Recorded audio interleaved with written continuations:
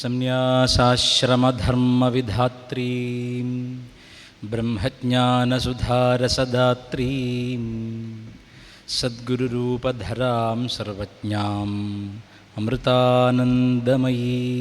പ്രണമാമി.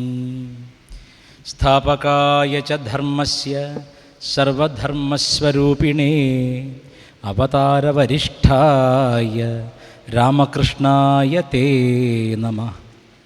മൂകം കരോതി വാചാലം പങ്കും ലംഘയത്തെ ഗിരിം യത്കൃപാതമഹം വന്ദേ പരമാനന്ദമാധവം. ബ്രഹ്മചര്യവ്രതീ ദണ്ഡീ സർവവേദാന്തപണ്ഡിതഃ ശ്രീമദ്വിവേകയോഗീ മാം പ്രചോദയതു സർവദാ. അപാരസച്ചിത്സുഖവാരിരാശേ യസ്യോർമിമാത്രം ഭുവനം സമസ്തം ഗുഹാഹിതം തം രമണം ഗഭീരം ചിന്താവിഹീനം ഹൃദി ചിന്തയാമി. സദാശിവസമാരംഭാം ശങ്കരാചാര്യമധ്യമാം അസ്മദാചാര്യപര്യന്താം വന്ദേ ഗുരുപരമ്പരാം.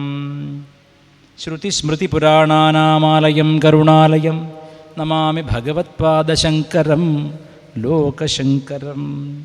ജയ ജയ ശങ്കര ഹര ഹര ശങ്കര, ജയ ജയ ശങ്കര ഹര ഹര ശങ്കര, ജയ ജയ ശങ്കര ഹര ഹര ശങ്കര, കാഞ്ചി ശങ്കര കാമകോട്ടി ശങ്കര.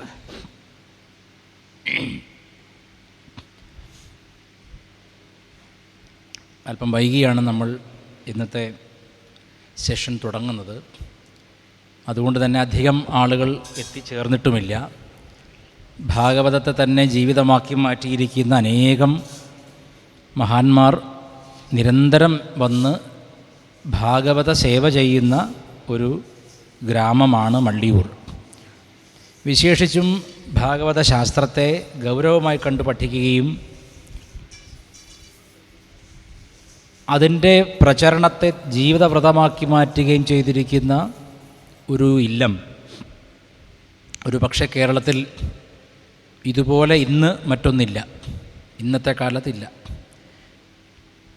ഒരു മനുഷ്യൻ കൊളുത്തിവെച്ച ദീപം അനേകം ഹൃദയങ്ങളിലേക്ക് പടർന്നു കയറുന്നതിൻ്റെ ഏറ്റവും സൗമ്യമായൊരു കാഴ്ച ഈ മള്ളിയൂർ ഗ്രാമം നമുക്ക് തരുന്നു. മള്ളിയൂരേക്ക് എപ്പോൾ വിളിച്ചാലും ഒരു അനുസരണയുള്ള അനുജനെ പോലെ ഞാൻ വരാറുണ്ട്. അതിൻ്റെ കാരണം ഇവിടെ വ്യാജമായി ഒന്നും കാണാനില്ല എന്നുള്ളതാണ്. ഇവിടെ വ്യാജമുണ്ടോ അവിടെയൊക്കെ മാറി നിൽക്കണം എന്നാണ് എൻ്റെ ഗുരു എന്നോട് പറഞ്ഞിട്ടുള്ളത്. എന്നോട് പറഞ്ഞത് രണ്ട് കാര്യമാണ്. സത്യത്തിൽ ഉറച്ചു നിൽക്കണം, പ്രീണിപ്പിച്ചൊന്നും നേടരുത്, ആരെയും പ്രീണിപ്പിച്ചൊന്നും നേടരുത്, സത്യത്തിൽ ഉറച്ചു നിൽക്കണം. ഈ രണ്ട് കാര്യങ്ങൾ ജീവിതവ്രതമായി കൊണ്ടു നടക്കുന്നു. ഇപ്പം ഞാനൊരു പടി കൂടെ, അത്ര നല്ല ശിഷ്യനല്ലാത്തതുകൊണ്ട് ഒരു പടി കൂടെ മുന്നോട്ടാണ് ചിന്തിക്കുന്നത്. ആരെയും പ്രീണിപ്പിച്ചൊന്നും നേടരുത് എന്ന് പറഞ്ഞതിൽ ഞാൻ ചിലരെ ബോധപൂർവം പിണക്കാറ് പോലും ഉണ്ട്. പ്രീണിപ്പിക്കരുത് എന്നതേ ഗുരു പറഞ്ഞിട്ടുള്ളൂ. ഞാൻ വ്യാജം കാണുന്നിടത്ത് അവരെ എത്ര ശക്തരാണെങ്കിലും പിണക്കാനും മടിക്കാറില്ല. അതൊരു ദുർഗുണമായിട്ട് തന്നെ നിങ്ങളെടുക്കണം, നിങ്ങളാരും അത് മാതൃകയാക്കരുത്. എന്നെ സംബന്ധിച്ച് ഈ ലോകം അതീവ ദുഃഖകരമായൊരനുഭവമായിട്ടാണ് എൻ്റെ ബാല്യകാലത്തിൽ എനിക്ക് അനുഭവപ്പെട്ടിട്ടുള്ളത്. ഒരു മനുഷ്യൻ അവൻ്റെ ജീവിത യാത്രയിൽ ഏറ്റവും പ്രധാനപ്പെട്ട അധ്യായമെന്ന് പറയുന്നത് അവൻ്റെ ബാല്യകാലമാണ്. ആ ബാല്യകാലം സുന്ദരമാവണം, സുഖകരമാവണം എന്നുള്ളതാണ് സത്യത്തിൽ ഒരു മനുഷ്യൻ്റെ മുന്നോട്ടുള്ള ബാക്കി ജീവിതത്തിൻ്റെ അടിപ്പടയായിരിക്കുന്നത്, അല്ലെങ്കിൽ അടിസ്ഥാനമായിട്ടിരിക്കുന്നത്. ഇപ്പോൾ ബാല്യം എന്ന് പറയുന്നത് എന്നെ സംബന്ധിച്ച് എന്തോ വന്നു പെട്ടതുപോലെ ആയിപ്പോയി. വല്ലാത്തൊരു കൂട്ടിൻ്റെ അകത്ത് വന്ന് പെട്ടതുപോലെ ആയിപ്പോയി. അത് ആരുടെയും ബാഹ്യമായ പ്രേരണ കൊണ്ടോ ബാഹ്യമായ പ്രയാസം കൊണ്ടോ അല്ല, മറിച്ച് എനിക്ക് തന്നെ ഒരു കണ്ടെയ്ൻഡ് ഫീലിംഗ് ആയിരുന്നു. നമ്മൾ ഈ കൊറോണ കാലത്തൊക്കെ കണ്ടെയ്ൻമെൻറ്റ് സോൺ എന്നൊക്കെ പറഞ്ഞു, നമ്മളെങ്ങനെ കെട്ടിയിട്ട പോലെയാണ്. എന്തോ അങ്ങനെ ഇപ്പോഴും ആ ഒരു ചിന്ത പൂർണ്ണമായിട്ടും ഒഴിഞ്ഞിട്ടില്ല. കാരണം ശരീരം എന്നത് ഒരു ബന്ധനമായിട്ട് അനുഭവപ്പെടാൻ വളരെ ചെറുപ്പത്തിലേ തന്നെ തോന്നി. എന്തോ എൻ്റെ വലിയൊരു സ്വാതന്ത്ര്യത്തെ, എൻ്റെ പറക്കുന്ന അനന്തവിഹായസ്സിനെ വളരെ ചെറിയൊരു ശരീരത്തിലേക്ക് ഒതുക്കിക്കൂട്ടിയതുപോലെയും ഇന്നവരൊക്കെ നിൻ്റെ ബന്ധുക്കളാണെന്ന് ആരൊക്കെയോ പറഞ്ഞേൽപ്പിക്കുന്നത് പോലെയും ഒക്കെയുള്ള ഒരു അനുഭവം ഉണ്ടായി. നിങ്ങളിൽ പലർക്കും അങ്ങനെ ഉണ്ടായിട്ടുണ്ടാകും. This may not be an exclusive experience. ഇത് ചിലപ്പോൾ എല്ലാവർക്കും ഉള്ളതായിരിക്കാം. ഞാൻ ആരോടും ആരാഞ്ഞിട്ടില്ലാത്തതുകൊണ്ട് എൻ്റെ അനുഭവം പറയുന്നു മാത്രം. അപ്പോൾ ഈ ശരീരത്തിന് ആരോടാണ് ഒരു കടപ്പാടുള്ളത് എന്നൊരു തോന്നൽ. ആരോടാണ് എനിക്കൊരു കടപ്പാടുള്ളത്? അച്ഛനോടാണോ, അമ്മയോടാണോ, അനുജനോടാണോ, ഇപ്പോഴാണെങ്കിൽ ഭാര്യയോടാണോ? ഇങ്ങനെ ചോദ്യങ്ങൾ വന്നുകൊണ്ടിരിക്കുകയാണ്. ഇന്ന് എനിക്ക് തന്നിരിക്കുന്ന വിഷയം, നമ്മുടെ ശ്രീ ശിവൻ വളരെ കെയർഫുള്ളായിട്ട് എനിക്ക് വിഷയം ചൂസ് ചെയ്തിരുന്ന ആളാണ്. ഇന്ന് എനിക്ക് തന്നിരിക്കുന്നത് പാരാവാരം പോലെ കിടക്കുന്നൊരു വിഷയമാണ്, കടൽ പോലെ. അപ്പം എനിക്കെന്തോ അറിവുണ്ടെന്ന് അദ്ദേഹം തെറ്റിദ്ധരിച്ചിട്ടാണ് എല്ലാ കൊല്ലവും ഇവിടെ വിളിക്കുന്നത്. ഞാനാണെങ്കിൽ സൂത്രപ്പണിക്കാരനാണ്. എനിക്ക് വലിയ ആഴത്തിലുള്ള അറിവ് ഒരു വിഷയത്തിലുമില്ല. സംഹിത പഠിക്കാൻ കൊണ്ടുപോയി ചേർത്തു എന്നതിലുപരി എനിക്ക് സത്യം പറഞ്ഞാൽ ആഴത്തിൽ ഒരറിവും ഒരു വിഷയത്തിലുമില്ല. അതിന് പ്രധാനപ്പെട്ട കാരണക്കാരൻ, ഞാൻ ഇങ്ങനെ ഒരു മൂഢനായി തീരാനുള്ള കാരണക്കാർ രണ്ടുപേരാണ്.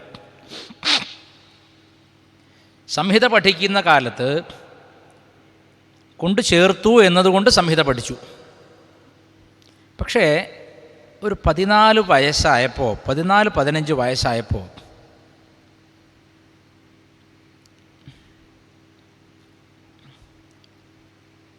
എൻ്റെ വീട്ടിൽ ഒരു വയസ്സായ ആളുടെ ചിത്രം, അത് പണ്ടേ ഉള്ളതാണ്, ഞാൻ ജനിക്കുന്നതിന് മുമ്പേ ഉള്ളതാണെന്ന് എൻ്റെ ഓർമ്മ. അതവിടെ ഉണ്ട്. ആ ചിത്രത്തിലേക്ക് അറിയാതെ ഇടയ്ക്കിടയ്ക്ക് നമ്മൾ വീട്ടിലിങ്ങനെ അങ്ങോട്ടും ഇങ്ങോട്ടും പോകുമ്പോൾ ഇടയ്ക്കിടയ്ക്ക് ചിത്രത്തിലേക്ക് നോക്കുമല്ലോ. അങ്ങനെ നോക്കിയപ്പോൾ എന്തോ അത് മെല്ലെ മെല്ലെ എൻ്റെ ഉള്ളിൽ ഇങ്ങനെ ഒരു വളരാൻ തുടങ്ങി ആ ചിത്രം. അവിടെ മറ്റ് പല ചിത്രങ്ങളുണ്ട്. ശിവകാശിയിൽ പ്രിൻ്റ് ചെയ്തിട്ടുള്ള ദേവീദേവന്മാരുടെ ചിത്രമാണല്ലോ നമ്മുടെയൊക്കെ വീടുകളിൽ അധികം ഉള്ളത്.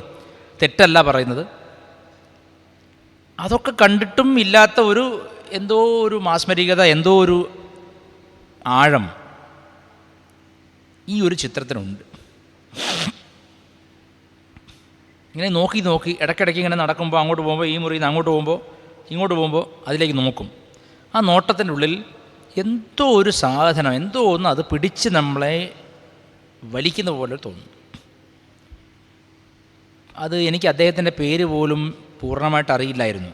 എല്ലാവരെയും മുത്തശ്ശൻ എന്ന് വിളിക്കുന്ന ചിന്തയിൽ നമ്മൾ അദ്ദേഹത്തിന് മുത്തശ്ശനായിട്ട് തന്നെ കണ്ടുള്ളൂ. പിന്നീടാണ് ഞാൻ മനസ്സിലാക്കിയത് അത് സാക്ഷാൽ ഭഗവാൻ ശ്രീ രമണ മഹർഷിയുടെ ചിത്രമാണ്. ഈ രമണ മഹർഷി ഞാൻ കൂടുതലൊന്നും പഠിക്കാത്തതിന് ഒരു കാരണക്കാരനാണ്.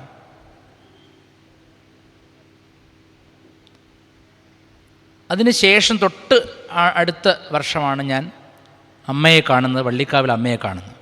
ഈ രണ്ടു പേരും അമിതമായ പഠന ഗർവിന് വിരുദ്ധമായിട്ട് സംസാരിക്കുന്നവരാണ്. ഞാൻ അറിയുന്ന ഈ രണ്ടു പേരും പാണ്ഡിത്യ ഗർവിന് വിരുദ്ധമായി മാത്രം പ്രഭാഷണം ചെയ്യുന്നവരാണ്, അല്ലെങ്കിൽ സത്സംഗം ചെയ്യുന്നവരാണ്. പാണ്ഡിത്യ ഗർവം എന്ന് പറഞ്ഞാൽ കുറേ പുസ്തകം പഠിച്ചു, കുറേ ശ്ലോകങ്ങൾ മനഃപ്പാഠമാക്കി, വേദികളിലെല്ലാം ഘോരഘോരമായി പ്രസംഗിച്ചു. അതുകൊണ്ട് തനിക്കോ സമൂഹത്തിനോ യാതൊരു മാറ്റവും ഉണ്ടാവാതിരിക്കുകയും തൻ്റെ പേരും പുകഴും വർദ്ധിക്കുകയും മാത്രം ചെയ്യുന്ന ഒരവസ്ഥയിൽ എന്തിനേറെ പഠിക്കണം എന്നൊരു ചിന്ത എൻ്റെ ഉള്ളിൽ വന്നു. അത് തെറ്റോ ശരിയോ എന്ന് എനിക്കിപ്പോഴും അറിഞ്ഞുകൂടാ. പക്ഷേ ഇതൊരു രസകരമായൊരു അനുഭവം. ഞാൻ അതുകൂടി പറഞ്ഞിട്ട് ഈ തുടങ്ങാം. ഞങ്ങൾക്ക് അനുഭവങ്ങൾ, കഥകൾ, ഇതിലാണ് മനുഷ്യൻ്റെ മനസ്സൊട്ടി നിൽക്കുക. നേരെ തത്വം പറഞ്ഞാൽ ആരും അത് ലയിച്ചോളന്നില്ല. ഞാൻ ആദ്യമായിട്ട് അമ്മയെ കണ്ടിട്ട് ഏതാനും മാസങ്ങൾ കഴിഞ്ഞുള്ളൂ. അപ്പോൾ ഐ വാസ് ഇൻ ദാറ്റ്, ആ ഒരു വല്ലാത്ത ഒരു എക്സ്പീരിയൻസിൻ്റെ ഉള്ളിലായിരുന്നു. എനിക്ക് സ്വയം വിവരിച്ച് നൽകാൻ പറ്റാത്ത ഒരു ആനന്ദം. അത് തിരുവണ്ണാമലയെ കണ്ടപ്പോഴും ഉണ്ടായി. ആദ്യമായിട്ട് തിരുവണ്ണാമലയെ കണ്ടപ്പോഴും അമ്മയെ കണ്ടപ്പോഴും സമാനമായ അനുഭവമാണ്. ഒന്ന് ഒരു മലയുടെ രൂപത്തിൽ, ഒരു മനുഷ്യൻ്റെ രൂപത്തിൽ ഒന്ന്. ഇപ്പോൾ രണ്ടിനും ഒരേ അനുഭവമാണ് എനിക്കുണ്ടായത്. എൻ്റെ മനസ്സിൽ വിശദീകരിക്കാൻ പറ്റാത്ത, സാധാരണ ക്ഷേത്രങ്ങളിലൊക്കെ പോയാലൊന്നും ലഭിക്കാത്ത ഒരു അനുഭവം. എന്തെന്ന് എനിക്ക് പറയാൻ പറ്റുന്നില്ല. അത് പറയാൻ അറിയെങ്കിൽ ഞാൻ എത്ര വലിയ പണ്ഡിതനായനെ. അങ്ങനെ അവിടെ സ്റ്റോളിൽ നിന്ന് ഒരു മോതിരം കിട്ടി, അമ്മയുടെ ഒരു മോതിരം കിട്ടി. ഞാൻ എടുത്തിട്ടു. ചെറിയ പ്രായമല്ലേ, അപ്പോൾ ആരെങ്കിലും മോശം ധരിക്കുമോ എന്നൊന്നും വിചാരിക്കാതെ ഞാൻ അമ്മയുടെ മോതിരം വാങ്ങി എൻ്റെ കയ്യിലിട്ടു. ഇപ്പം ഞങ്ങൾ കുറച്ച് സുഹൃത്തുക്കൾ ഒരുമിച്ച് +1 പോകുന്ന, ഒരുമിച്ച് പോകുന്ന കുട്ടികളാണ്. അപ്പോൾ ഈ കൂടെയുള്ള ചിലരൊക്കെ എന്നോടൊപ്പം തന്നെ വൈദിക സൂക്തങ്ങൾ ജപിക്കാൻ സന്ധ്യാകാലങ്ങൾ വരുന്നവരൊക്കെയാണ്. അവർക്ക് തോന്നി, ഇവൻ എന്തൊരു മഠേത്തരാണ് കാണിക്കുന്നത്. ഈ സംഹിതയും ഈ വേദോപനിഷത്തുക്കളും ഈ മഹാപുരുഷന്മാരുടെ എല്ലാം കഥകളും പഠിച്ചിട്ടും കേവലം ഒരു അരയത്തിയുടെ ചിത്രമുള്ള മോതിരം എടുത്തിട്ട് ഇങ്ങനെ ഇവൻ വരുന്നുവല്ലോ എന്ന് അവർക്കൊരു എന്നെപ്പറ്റി ഒരു കുറച്ചിൽ. എനിക്ക് എന്നെപ്പറ്റി ഒരു കുറച്ചിലുമില്ല. ഇവരിങ്ങനെ എൻ്റെ കയ്യിലേക്ക് ഇങ്ങനെ നോക്കി മോതിരത്തിലേക്ക് നോക്കി എന്തോ പറയുന്നുണ്ട്. അപ്പോൾ ഞാൻ ചോദിച്ചു, എന്താണ് നിങ്ങൾ പറയുന്നതെന്ന് ചോദിച്ചപ്പോൾ അവർ പറഞ്ഞു, നമുക്ക് വേണമെങ്കിൽ ആദിശങ്കരരുടെ ഒരു മോതിരം സംഘടിപ്പിക്കാം. അത് എന്നെ ഒന്ന് തമാശയാക്കി പറഞ്ഞതാണ്. നമുക്ക് വേണമെങ്കിൽ ആദിശങ്കരരുടെ ഒരു മോതിരം സംഘടിപ്പിക്കാം.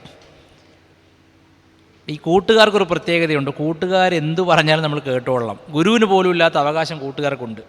കൂട്ടുകാർ നമ്മുടെ കൂടെ പഠിച്ചവരാണെങ്കിൽ നമുക്കൊന്നും എതിർത്ത് പറയാൻ പറ്റില്ല. പൂർവപക്ഷമേ ഇല്ല കൂട്ടുകാരുടെ ഇടയിൽ. കൂട്ടുകാർക്ക് അത്ര സ്വാതന്ത്ര്യമുണ്ട്. അതുകൊണ്ട് ഞാനൊരിക്കൽ ആ വള്ളിക്കാവിൽ അമ്മയോട് പറഞ്ഞപ്പോൾ ഗുരുവിനെ എങ്ങനെ കാണണമെന്ന് ചോദിച്ചാൽ അമ്മേനോട് വളരെ അത്ഭുതകരമായ മറുപടിയും പറഞ്ഞു. പിന്നീട് അമ്മ പറഞ്ഞു, ഗുരു ശിഷ്യ ബന്ധം ഏറ്റവും നല്ലത് ഫ്രണ്ട്ഷിപ്പാണ് മോനെ. സൗഹൃദത്തെക്കാൾ വലിയ രീതിയിൽ കാണരുത്. സൗഹൃദത്തിൽ കാണുന്നതാണ് ഏറ്റവും നല്ലതെന്ന് പറഞ്ഞു. ഗുരുവിനെ ഒരു ഏറ്റവും അടുത്ത സുഹൃത്തായിട്ട് കാണുന്നതാണ് ഏറ്റവും നല്ലത് എന്ന് പറഞ്ഞു. എനിക്ക് അന്നത് മനസ്സിലായില്ല. ഇപ്പം ചെറുതായിട്ട് മനസ്സിലായി വരുന്നു. ഗീതാശാസ്ത്രമൊക്കെ വായിക്കാൻ തുടങ്ങിയപ്പോൾ ഈ ഉപദേശിക്കുന്ന ആൾ ഒരു ഗുരുവായിട്ടല്ല പറഞ്ഞത്, സുഹൃത്തായിട്ടാണ് പറഞ്ഞത്.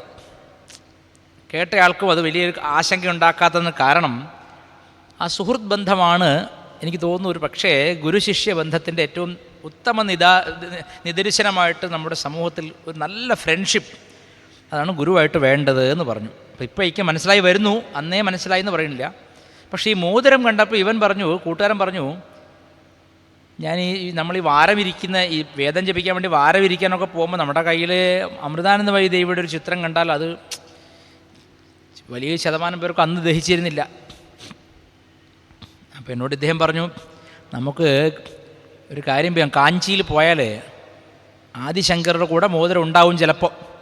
അല്ലെങ്കിൽ നമ്മുടെ കൊച്ചിയിലെ ശൃംഗേരി അങ്കമാലി ഉണ്ടല്ലോ, കാലടിയിലെ ശൃംഗേരി മഠമുണ്ട്, അവിടെയും കിട്ടുമായിരിക്കും എന്നൊക്കെ പറഞ്ഞ് എന്നെ ഇങ്ങനെ തമാശ പറയാൻ തുടങ്ങി. എനിക്ക് വലിയതായിട്ട് അത് ഹേർട്ടായി.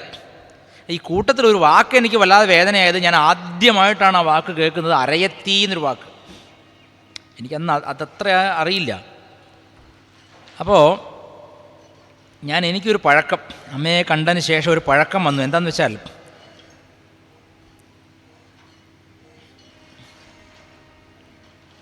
അതായത് രാത്രി കിടക്കുന്നതിന് മുമ്പ് ഒരു മനസ്സുകൊണ്ട് മുമ്പിലൊരു കസേര ഇടും.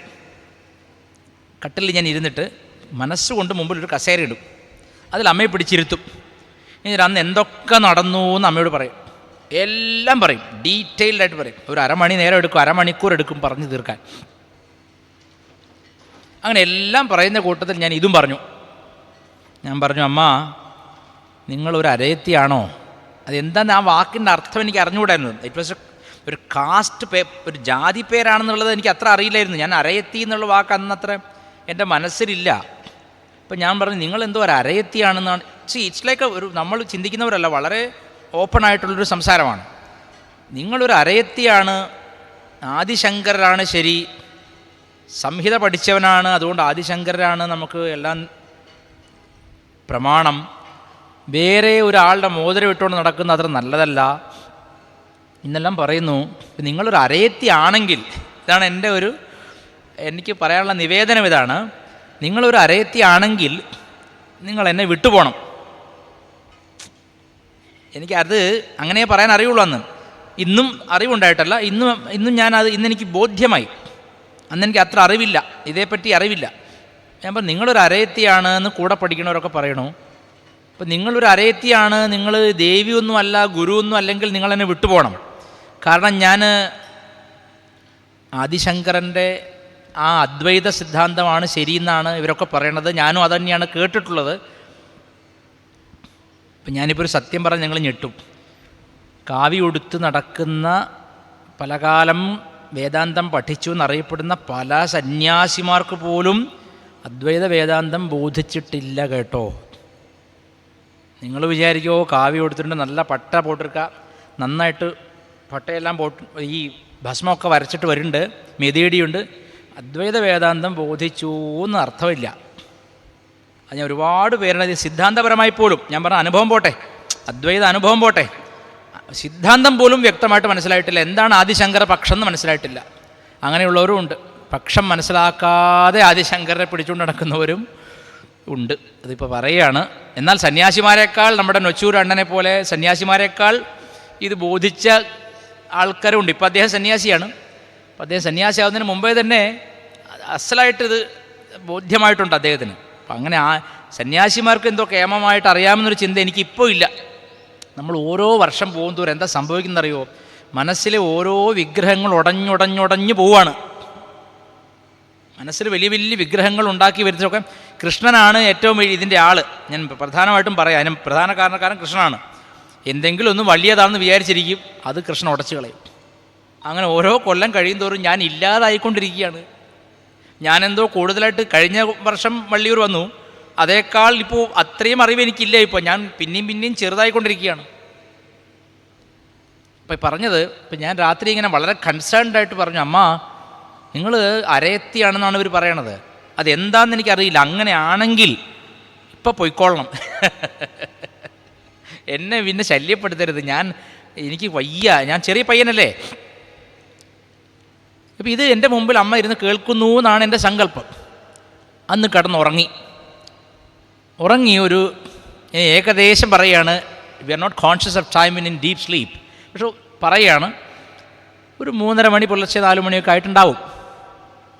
ഞാനൊരു നിലാവുള്ള രാത്രിയിൽ ഈ പറഞ്ഞ സുഹൃത്തിനെയും കൂട്ടി കൈ പിടിച്ച് നടക്കുകയാണ്. ഞങ്ങൾ ഫ്രണ്ട്സാണല്ലോ. ഇങ്ങനെ രാത്രിയിൽ നടക്കുന്ന സമയത്ത് ആ പാതയുടെ ഇടതുഭാഗത്തായിട്ട് തീരെ പൂജ ചെയ്യാത്ത, വൃത്തിയാക്കാത്ത, മാറാല കെട്ടിയ ഒരു ക്ഷേത്രം, നട തുറക്കാത്ത ക്ഷേത്രം. ആ ക്ഷേത്രത്തിൽ നിർബന്ധപൂർവ്വം എൻ്റെ കൈ വിടുവിച്ചിട്ട് ഈ സുഹൃത്ത് പോയി അടഞ്ഞ നടയ്ക്ക് മുമ്പിൽ ഇങ്ങനെ ചിന്മുദ്രയൊക്കെ പിടിച്ച് ധ്യാനിക്കാൻ തുടങ്ങി. അപ്പം ഞാൻ വിചാരിച്ചു, ഇതെന്താണ് അടഞ്ഞ ക്ഷേത്രത്തിൽ, ആരും തുറക്കാത്ത ക്ഷേത്രത്തിൽ, ഒരു ചിരാത് പോലും കത്തിക്കാത്ത ക്ഷേത്രത്തിൽ എന്തിനാണ് ഇവ പോയി ഈ മൂഢൻ ധ്യാനിക്കുന്നത് എന്ന് ഞാൻ വിചാരിച്ചു. ഞാൻ ആനന്ദത്തിൽ മുന്നോട്ട് നടന്നു. അവനോട് ഇരുന്നോട്ടെന്ന് വെച്ചു. ഞാൻ മുന്നോട്ട്, രാത്രിയാണ്, നിലാവുള്ള രാത്രി, നടക്കാൻ തുടങ്ങി. കുറേ കൂടെ മുന്നോട്ട് നടന്നപ്പോൾ അതുപോലെ തന്നെ ചെറിയൊരു ക്ഷേത്രം, പക്ഷേ നല്ല കാർത്തിക ദീപം അലങ്കരിച്ച് വെച്ചിട്ട് നിറയെ ദീപം, ചരാതുകൾ, പുഷ്പാലങ്കാരമൊക്കെയുള്ള ചെറിയൊരു ക്ഷേത്രം പിന്നെയും കണ്ടു. അവിടെ നല്ല ജ്യോതിഷുണ്ട്, നിത്യപൂജ നടക്കുന്നതാണ് വ്യക്തമാണ്. അപ്പം ഞാൻ അവിടെ നിന്നു. ഇത് അത്ഭുതമാണല്ലോ, ഈ ഒരു ക്ഷേത്രം ഇതുപോലെ അത് സമാനമായിരിക്കുന്നു, പക്ഷെ വ്യത്യാസം ഇവിടെ നിറയെ ദീപങ്ങളുണ്ട്, നിറയെ കാർത്തിക ദീപം തെളിച്ച് വെച്ചിരിക്കുകയാണ്. അപ്പോൾ ഞാൻ എന്ത് ചെയ്തു, മെല്ലെ ക്ഷേത്രത്തിൻ്റെ അകത്തേക്ക് നടക്കാൻ വേണ്ടിയിട്ട് പടി ഇങ്ങനെ ഇറക്കത്തിലാണ്, പടി ഇറങ്ങി നിൽക്കുമ്പോൾ ഉടനെ നട തുറന്നപ്പോൾ ഈ ഒരു ദേവി വിഗ്രഹമാണ്. തിടമ്പ്, ഒരു അരയ്ക്ക് മേലേക്കേ ഉള്ളൂ തിടമ്പ്, ദേവിയുടെ വിഗ്രഹം, ഒരു നല്ല സ്വർണ്ണ തങ്ക വിഗ്രഹം, കാപ്പാണ്. അപ്പോൾ അതിലിങ്ങനെ ആരതി ഒഴിയുന്നു ഒരാൾ. അത് കണ്ട് സന്തോഷം എന്ന് വിചാരിച്ച് നിൽക്കുമ്പോൾ പെട്ടെന്ന് അതിശക്തമായ ഒരു ഗംഭീരമായ ഒരു അട്ടഹാസം. അത് എനിക്കിപ്പോഴും പറയാൻ വയ്യ എന്ത് അട്ടഹാസം എന്ന് വെച്ചാൽ, നമ്മളെ തമാശയ്ക്ക് പറയും കുണ്ടലിനെയൊക്കെ എഴുന്നേറ്റ് ഗ്രൗണ്ട് വഴി 2 റൗണ്ട് ഓടും. അത്രയും ഭീകരമായൊരു ശബ്ദം, അലർച്ചയാണ്, അട്ടഹാസം. അതിൽ നിന്ന് അലർച്ചയോട് കൂടിയിട്ട് ഒരു വലിയ ശക്തി പുറത്തേക്ക് ചാടി വന്നു. എന്നേക്കാൾ എത്രയോ ഇരട്ടി ഉയരമുള്ള ഒരു കാളിയുടെ രൂപം, ഒരു കാളി തന്നെ. ഒരു തുണി ഉടുത്തിട്ടില്ല, ദേഹത്ത് ഒരു തുണി ഉടുത്തിട്ടില്ല, കപാലമാല, യോനി ഭാഗമൊക്കെ ഈ ചെറിയ ചെറിയ കൈ മുറിച്ചിട്ട്, കൊച്ചുങ്ങളുടെ കൈ മുറിച്ചിട്ട് അരയിൽ കെട്ടി, നമ്മൾ ഈ ചിത്രത്തിൽ കാണുന്ന കാളിയില്ലേ, അതിൻ്റെ ഒരു 100 മടങ്ങ് വലിയ രൂപം. അതിലിങ്ങനെ 8 കൈകൾ എനിക്ക് കാണാം. 8 കൈകളിലും വിവിധങ്ങളായ ആയുധങ്ങൾ. അതിൽ ഒരു കൈയിലെ വാളിൻ്റെ തിളക്കം എനിക്ക് ഇപ്പോഴും ഓർമ്മയുണ്ട്. അതിങ്ങനെ ഇടിമിന്നൽ പോലെ വെട്ടുകയാണ്. ആ തിളക്കം ഇങ്ങനെ വരികയാണ്. നമ്മൾ ഉറങ്ങുമ്പോൾ നമ്മുടെ കണ്ണിലേക്ക് ആരെങ്കിലും ശക്തമായി ടോർച്ചടിച്ച പോലെ എൻ്റെ ഉള്ളിൽ ഇങ്ങനെ പൊട്ടി പൊട്ടി തെറിക്കുകയാണ്. ഈ എന്താ പറയുക, പൂക്കുറ്റി ഇങ്ങനെ മുകളിലേക്ക് പോകുന്ന പോലെ ഇതിങ്ങനെ കാണുകയാണ്. ഈ കാളിയാണെങ്കിൽ ഈ ചാടുകയാണ്, ഈ റബ്ബർ പന്ത് നിലത്തിട്ട പോലെ ഇങ്ങനെ ചാടുകയാണ്. ഞാൻ ചെറിയ കുട്ടിയായി അപ്പോൾ. ഈ കാളിയുടെ കൂടെ തന്നെ ഒരു സന്യാസി, നല്ല ദീർഘമായ താടിയൊക്കെ ഉള്ള ഒരു സന്യാസി കൂടെ ചാടി പുറപ്പെട്ടു വന്നു. അയാളുടെ കയ്യിൽ ഒരു തട്ടിൽ നിറയെ ഭസ്മമുണ്ട്. അപ്പം ഞാനിങ്ങനെ ഈ കാളിയെ നോക്കിയിരിക്കുകയാണ്. അപ്പം എനിക്ക് പേടിയുണ്ട് അടുത്തേക്ക് പോകും. അപ്പം നോക്കുമ്പോൾ അമ്മയുടെ മുഖമാണ്, വള്ളിക്കാവിൽ അമ്മയുടെ മുഖമാണ്. നാവ് നീണ്ടിട്ട് നെഞ്ചിൻ്റെ അവിടെ വരെ നാവ് ഇങ്ങനെ ആടുന്ന നാവ് ഇങ്ങനെ കിടക്കുന്നുണ്ട്. അപ്പം ഞാൻ അടുത്തേക്ക് പോയി, ഈ അമ്മയുടെ മുഖമുള്ള പരിചയമുള്ള ആളാണല്ലോ എന്നൊക്കെ. ഈ കല്യാണപ്പുരയിലൊക്കെ പോയി കഴിഞ്ഞാൽ, കല്യാണ വീടുകളൊക്കെ പോയാൽ നമ്മളുടെ പരിചയമില്ലാത്തൊരു വിഷമമുണ്ട് ചിലപ്പോൾ. നമ്മളിങ്ങനെ മാറി നിൽക്കും മാന്യനെ പോലെ. അപ്പോൾ ആർക്കും പരിചയമുള്ള ഒരാളെയൊക്കെയാണ് ഉടനെ ഓടിച്ചില്ലേ. അതുപോലെ ഞാനൊരു വല്ലാത്ത സിറ്റുവേഷനിലാണ്, പേടിയാണ്, ശബ്ദമാണ്. ഉടനെ ഞാൻ അടുത്തേക്ക് ഓടിച്ചെന്ന് അമ്മയെ കണ്ടപ്പോൾ ഇങ്ങനെ ചാടിക്കൊണ്ടേയിരിക്കുകയാണ്, എനർജി ബോൾ. അപ്പം ഞാൻ അടുത്ത് പോയിട്ട് ഇങ്ങനെ നോക്കി നിൽക്കുക, വിസ്മയത്തോടെ നോക്കി നിൽക്കുമ്പോൾ അവിടുന്ന് ഇങ്ങനെ കാളി ചോദിക്കുകയാണ്, ആരാണ് കാളിയെ ശാന്തയാക്കാൻ പോകുന്നത്? ഒരു ശബ്ദം, അലർച്ചയാണ്. അപ്പോൾ എനിക്കൊന്നും അറിയില്ലല്ലോ. ഞാൻ ഉടനെ ആ സന്യാസിയോട് ചോദിച്ചു, ആരാണെന്ന് ചോദിച്ചു. അപ്പോൾ ഉടനെ എന്നോട് സന്യാസി നീ തന്നെ എന്ന് പറഞ്ഞു. അപ്പോൾ അപ്പോയിൻമെൻറ്റ് കിട്ടി, ലെറ്റർ കിട്ടി. അപ്പം ഞാൻ എന്ത് ചെയ്തു, എന്നും ചോദിക്കാതെ ആ തട്ടിലെ ഭസ്മം എടുത്തിട്ട് ഒറ്റ ഏറെ കാളിയുടെ മുഖത്തേക്ക് ഇങ്ങനെ എറിഞ്ഞു കൊടുത്ത ഉടനെ അത് രൂപം വിട്ടിട്ടൊരു ജ്യോതിസായി മാറിയിട്ട് നേരെ പോയി ആ വിഗ്രഹത്തിൽ ലയിക്കുകയും ചെയ്തു. അത് കഴിഞ്ഞ് വളരെ വർഷം കഴിഞ്ഞിട്ടാണ് ഞങ്ങൾ കരിമല വഴിക്ക് ഈ ശബരിമലയ്ക്ക് പോകുന്ന ഒരു സംഘം ഉണ്ട്, നമ്മുടെ അവിടെ നാട്ടിലുണ്ട്. അവരുടെ കൂടെ ശബരിമലയ്ക്ക് പോകുമ്പോൾ ആദ്യമായിട്ട് കൊടുങ്ങല്ലൂർ അമ്പലത്തിൽ പോകാനിടയായി. ആദ്യമായിട്ട്, first time ever in my life. അപ്പോൾ വണ്ടി അവിടെ നിർത്തി, സായങ്കാലമാണ്. ഞങ്ങൾ കാൽമുഖമെല്ലാം കഴുകി ഞങ്ങൾ ക്ഷേത്രത്തിനകത്തേക്ക് പോയി. അതേ വിഗ്രഹമാണ് ഞാൻ സ്വപ്നത്തിൽ അന്ന് കണ്ടത്. കൊടുങ്ങല്ലൂരുള്ള ആ വിഗ്രഹമാണ്, സ്വർണ്ണക്കാപ്പ് ചാർത്തിയതാണ് ഞാൻ കണ്ടതെന്ന് എനിക്ക് അന്ന് ബോധ്യമായി. ഇതിനി പറഞ്ഞത്, ഈ 2 പേർ, ഈ ഒരു അനുഭവം ഉണ്ടല്ലോ, ഈ അനുഭവത്തിന് ശേഷം ഞാൻ ഒരു വിഷയം പറയണമെങ്കിൽ പ്രിപ്പയർ ചെയ്യുക എന്ന പരിപാടിയേ പറ്റാത്ത അവസ്ഥയായി. 1.5 മാസം മുമ്പ് ഞാൻ തെറ്റിക്കേണ്ടെന്ന് ഓർത്തിട്ട് ശ്രീശിവൻ എന്നോട് പറഞ്ഞു, ഏകാദശ സ്കന്ധമാണ്, ഉദ്ധവോപദേശം അടങ്ങിയതാണ്, അങ്ങ് അത് പറയണം എന്ന് പറഞ്ഞു. 1.5 മാസം മുമ്പ് അയാൾ പറയാനുള്ള കാരണം എന്താ വെച്ചാൽ, 2 മാസം മുമ്പ് അയാൾ പറയാനുള്ള കാരണം ഞാൻ കുറച്ച് എന്തെങ്കിലും പഠിച്ചു വന്നോട്ടെ എന്ന് കരുതിയിട്ടാവും. പക്ഷേ സത്യസന്ധമായി പറഞ്ഞു, ഈ ദിവസം വരെ ഒരു അക്ഷരം അത് തുറന്നു നോക്കാൻ എനിക്ക് പറ്റിയിട്ടില്ല, ഞാനത് ചെയ്യുകയുമില്ല. കാരണം എനിക്കത് പറ്റാത്തൊരവസ്ഥയാണ്. ആ സ്വപ്ന ദർശനം കഴിഞ്ഞ് ഏതാണ്ട് 1.5 ആഴ്ച സത്യത്തിൽ ആഹാരമോ ചാപ്പാടില്ല, വെള്ളമില്ല, ഒന്നും വേണ്ടാന്നൊരവസ്ഥ. എല്ലാം എൻ്റെ ഉള്ളിലുള്ള പോലെ ഒരു ആനന്ദം. എങ്ങനെയെന്ന് വെച്ചാൽ നമ്മളെ പെട്ടെന്ന് ഒരു മന്ദബുദ്ധിക്ക് ബോധം വെളിവ് കിട്ടിയ പോലെ ആയിപ്പോയി. ശരിക്കും എന്ത് വിഷയമാണെങ്കിലും പിന്നെ പഠിക്കേണ്ട, അത് അമ്മ തന്നോളും എന്നൊരു ബോധ്യം വന്നുപോയി. അതുകൊണ്ട് കൂടുതൽ ഒന്നും പഠിക്കാൻ മെനക്കാടാ. പഠിച്ചാൽ അത് ഭാരമായി. കുറേ കുത്തിയിരുന്ന് പഠിച്ചു, ലാപ്ടോപ്പിൽ എഴുതി വെച്ചു, അതെല്ലാം മലമാണ്. ജ്ഞാനം മലമായി തീരുന്ന അവസ്ഥയാണ്. അത് തലയ്ക്കകത്ത് കൊണ്ടു നടക്കുന്നവരുണ്ട്, വയറിൽ ചുമക്കുന്നവരുണ്ട്, ഹൃദയത്തിൽ ചുമക്കുന്നവരുമുണ്ട്. വ്യത്യാസം ഈ ലൊക്കേഷൻ മാത്രമേ വ്യത്യാസപ്പെടുന്നുള്ളൂ. അപ്പോൾ അനുഭവികളും ലോകത്തുണ്ട്, അറിവാളികളും ലോകത്തുണ്ട്. അപ്പോൾ എന്നെ ഈ രമണ ഭഗവാന്റെ ഈ മുഖം കണ്ട് തിരുവണ്ണാമലയിൽ പോയതിന് ശേഷം എനിക്ക് തോന്നി, അറിവാളി ആകുന്നതിലും നല്ലത് അനുഭവിയാകുന്നതാണ്. അങ്ങനെ അനുഭവിയാകാൻ വേണ്ടിയുള്ള പ്രയത്നമാണ് ഈ ഇരുന്ന് പറയുന്നത് പോലും. It is not a discourse, in fact it is a loud thinking. ഞാൻ തന്നെ ഉച്ചത്തിൽ കോൺടെംപ്ലേറ്റ് ചെയ്യുന്ന, എൻ്റെ തന്നെ ഉച്ചത്തിൽ ഞാൻ തന്നെ മനനം ചെയ്യുന്നു എന്നല്ലാതെ നിങ്ങളോട് ആരോടും എനിക്ക് ഒരു ഗുരുശിഷ്യ സംബന്ധമോ ആചാര്യ ശിഷ്യ സംബന്ധമോ ഇല്ല, ഉണ്ടാവാൻ പാടില്ല. ഉണ്ടാവുകയാണെങ്കിൽ അത് സൗഹൃദം മാത്രമായിരിക്കണം. It should never become a guru disciple relationship. It should always remain as a deep friendship. അത്ര മാത്രമേ ഞാൻ നിങ്ങളിൽ നിന്ന് പ്രതീക്ഷിക്കുന്നുള്ളൂ. പിന്നെ ഉദ്ധവോപദേശം വായിച്ചിട്ടുണ്ടോ എന്ന് ചോദിച്ചാൽ, ഡിഗ്രിക്ക് പഠിക്കുന്ന സമയത്താണെന്ന് തോന്നുന്നു ഗുരുവായൂരിൽ നിന്ന് പ്രസിദ്ധീകരിക്കുന്ന ഉദ്ധവോപദേശം എന്നൊരു പുസ്തകമുണ്ട്. അതിമനോഹരമായ പുസ്തകം. എനിക്ക് തോന്നുന്നു മലയാളത്തിൽ അങ്ങനെ ഭാഗവതത്തെ ലളിതമാക്കി എഴുതിയൊരു പുസ്തകം വേറെ ഉണ്ടോ എന്ന് സംശയമാണ്. എല്ലാവരും പഠിപ്പിക്കാൻ തുടങ്ങുമ്പോൾ എന്താവും, പഠിപ്പിക്കുന്നത് വരെ വെള്ളം പോലെ ഇരുന്ന അറിവ് പഠിപ്പിക്കാൻ തുടങ്ങുമ്പോൾ ഐസ് കട്ട പോലെയാവും. എന്താണ് ഇവിടെ വള്ളിയൂർ മഹാത്മാവായിരിക്കുന്ന ശങ്കരൻ നമ്പൂതിരിപ്പാട്ടിൻ്റെ വിശേഷം എന്ന് വെച്ചാൽ, മറ്റ് ഭാഗവതക്കാർ ഒരുപാടുണ്ട് കേട്ടോ, പക്ഷെ ഇദ്ദേഹത്തിൻ്റെ വിശേഷം, ഇദ്ദേഹത്തിൻ്റെ കയ്യിൽ ഐസ് കട്ട പോലെ അറിവ് കൊടുത്താൽ അത് വെള്ളം പോലെ ആക്കി തരും. അതൊരു വ്യത്യാസം. അതിനി കൈയടിക്ക് വേണ്ടി പറഞ്ഞതല്ല. നിങ്ങൾക്ക് ഉറക്കം വരുന്നുണ്ടെങ്കിൽ നിങ്ങൾക്ക് കൈയടിച്ച് ഉണരാം, എനിക്കത് പ്രയാസമുള്ള കാര്യമല്ല. നിങ്ങൾക്ക് സ്വയം ഉറക്കം ഇങ്ങനെ മുഖത്തിന് ചേർത്ത് ഇങ്ങനെ അടിച്ചാൽ നമ്മൾ തന്നെ ചിലപ്പോൾ ഉണർന്നു പോയാലോ. എനിക്കതെല്ലാം പ്രയാസമില്ല. നിന്ദ എന്നത് എനിക്ക് നിരന്തരം കിട്ടുന്നതാണ്. ഞാൻ ഫേസ്ബുക്കിലൊക്കെ കുറച്ച് ആക്റ്റീവാണ്. അപ്പം നിന്ദ എന്ന് പറഞ്ഞാൽ എന്താ പറയുക, എന്ത് തരം നിന്ദ? നിരന്തരം തന്തയ്ക്ക് വിളി കേൾക്കുന്ന അത്ര നിന്ദ. അത്രയും നിന്ദ എനിക്ക്. ഒരു ശവത്തിന് പോലും എന്നേക്കാൾ മാന്യത ഉണ്ടെന്ന് തോന്നിപ്പോൾ അത്രയ്ക്ക് എന്നെ നിന്ദിക്കാറുണ്ട് ആൾക്കാർ. സന്തോഷം മാത്രമേ ഉള്ളൂ. ഞാൻ നല്ലോണം തിരിച്ചും പറയുന്ന ആളാണ്. നിങ്ങൾ വിചാരിക്കുമോ പരമസാത്വികൻ ജ്ഞാനപ്പഴം അങ്ങനത്തെ ഒരു സർട്ടിഫിക്കറ്റ് പോലും നല്ലവണ്ണം തിരിച്ചും പറയും. ഒരു പക്ഷേ ഇങ്ങോട്ട് അടിച്ചാൽ ചിലപ്പോൾ അങ്ങോട്ട് അടിച്ചെന്നും വരാം. ആരോഗ്യം അനുസരിച്ചിരിക്കും ജയം. പക്ഷെ അങ്ങനെ ചെയ്യുന്ന ആളാണ്. എന്താ കാര്യം എന്ന് വെച്ചാൽ എനിക്ക് അയാളോട് അത്ര കാരുണ്യമാണ്. എന്നെ തെറി പറയുന്നവരോട് എനിക്ക് വലിയ കാരുണ്യമാണ്.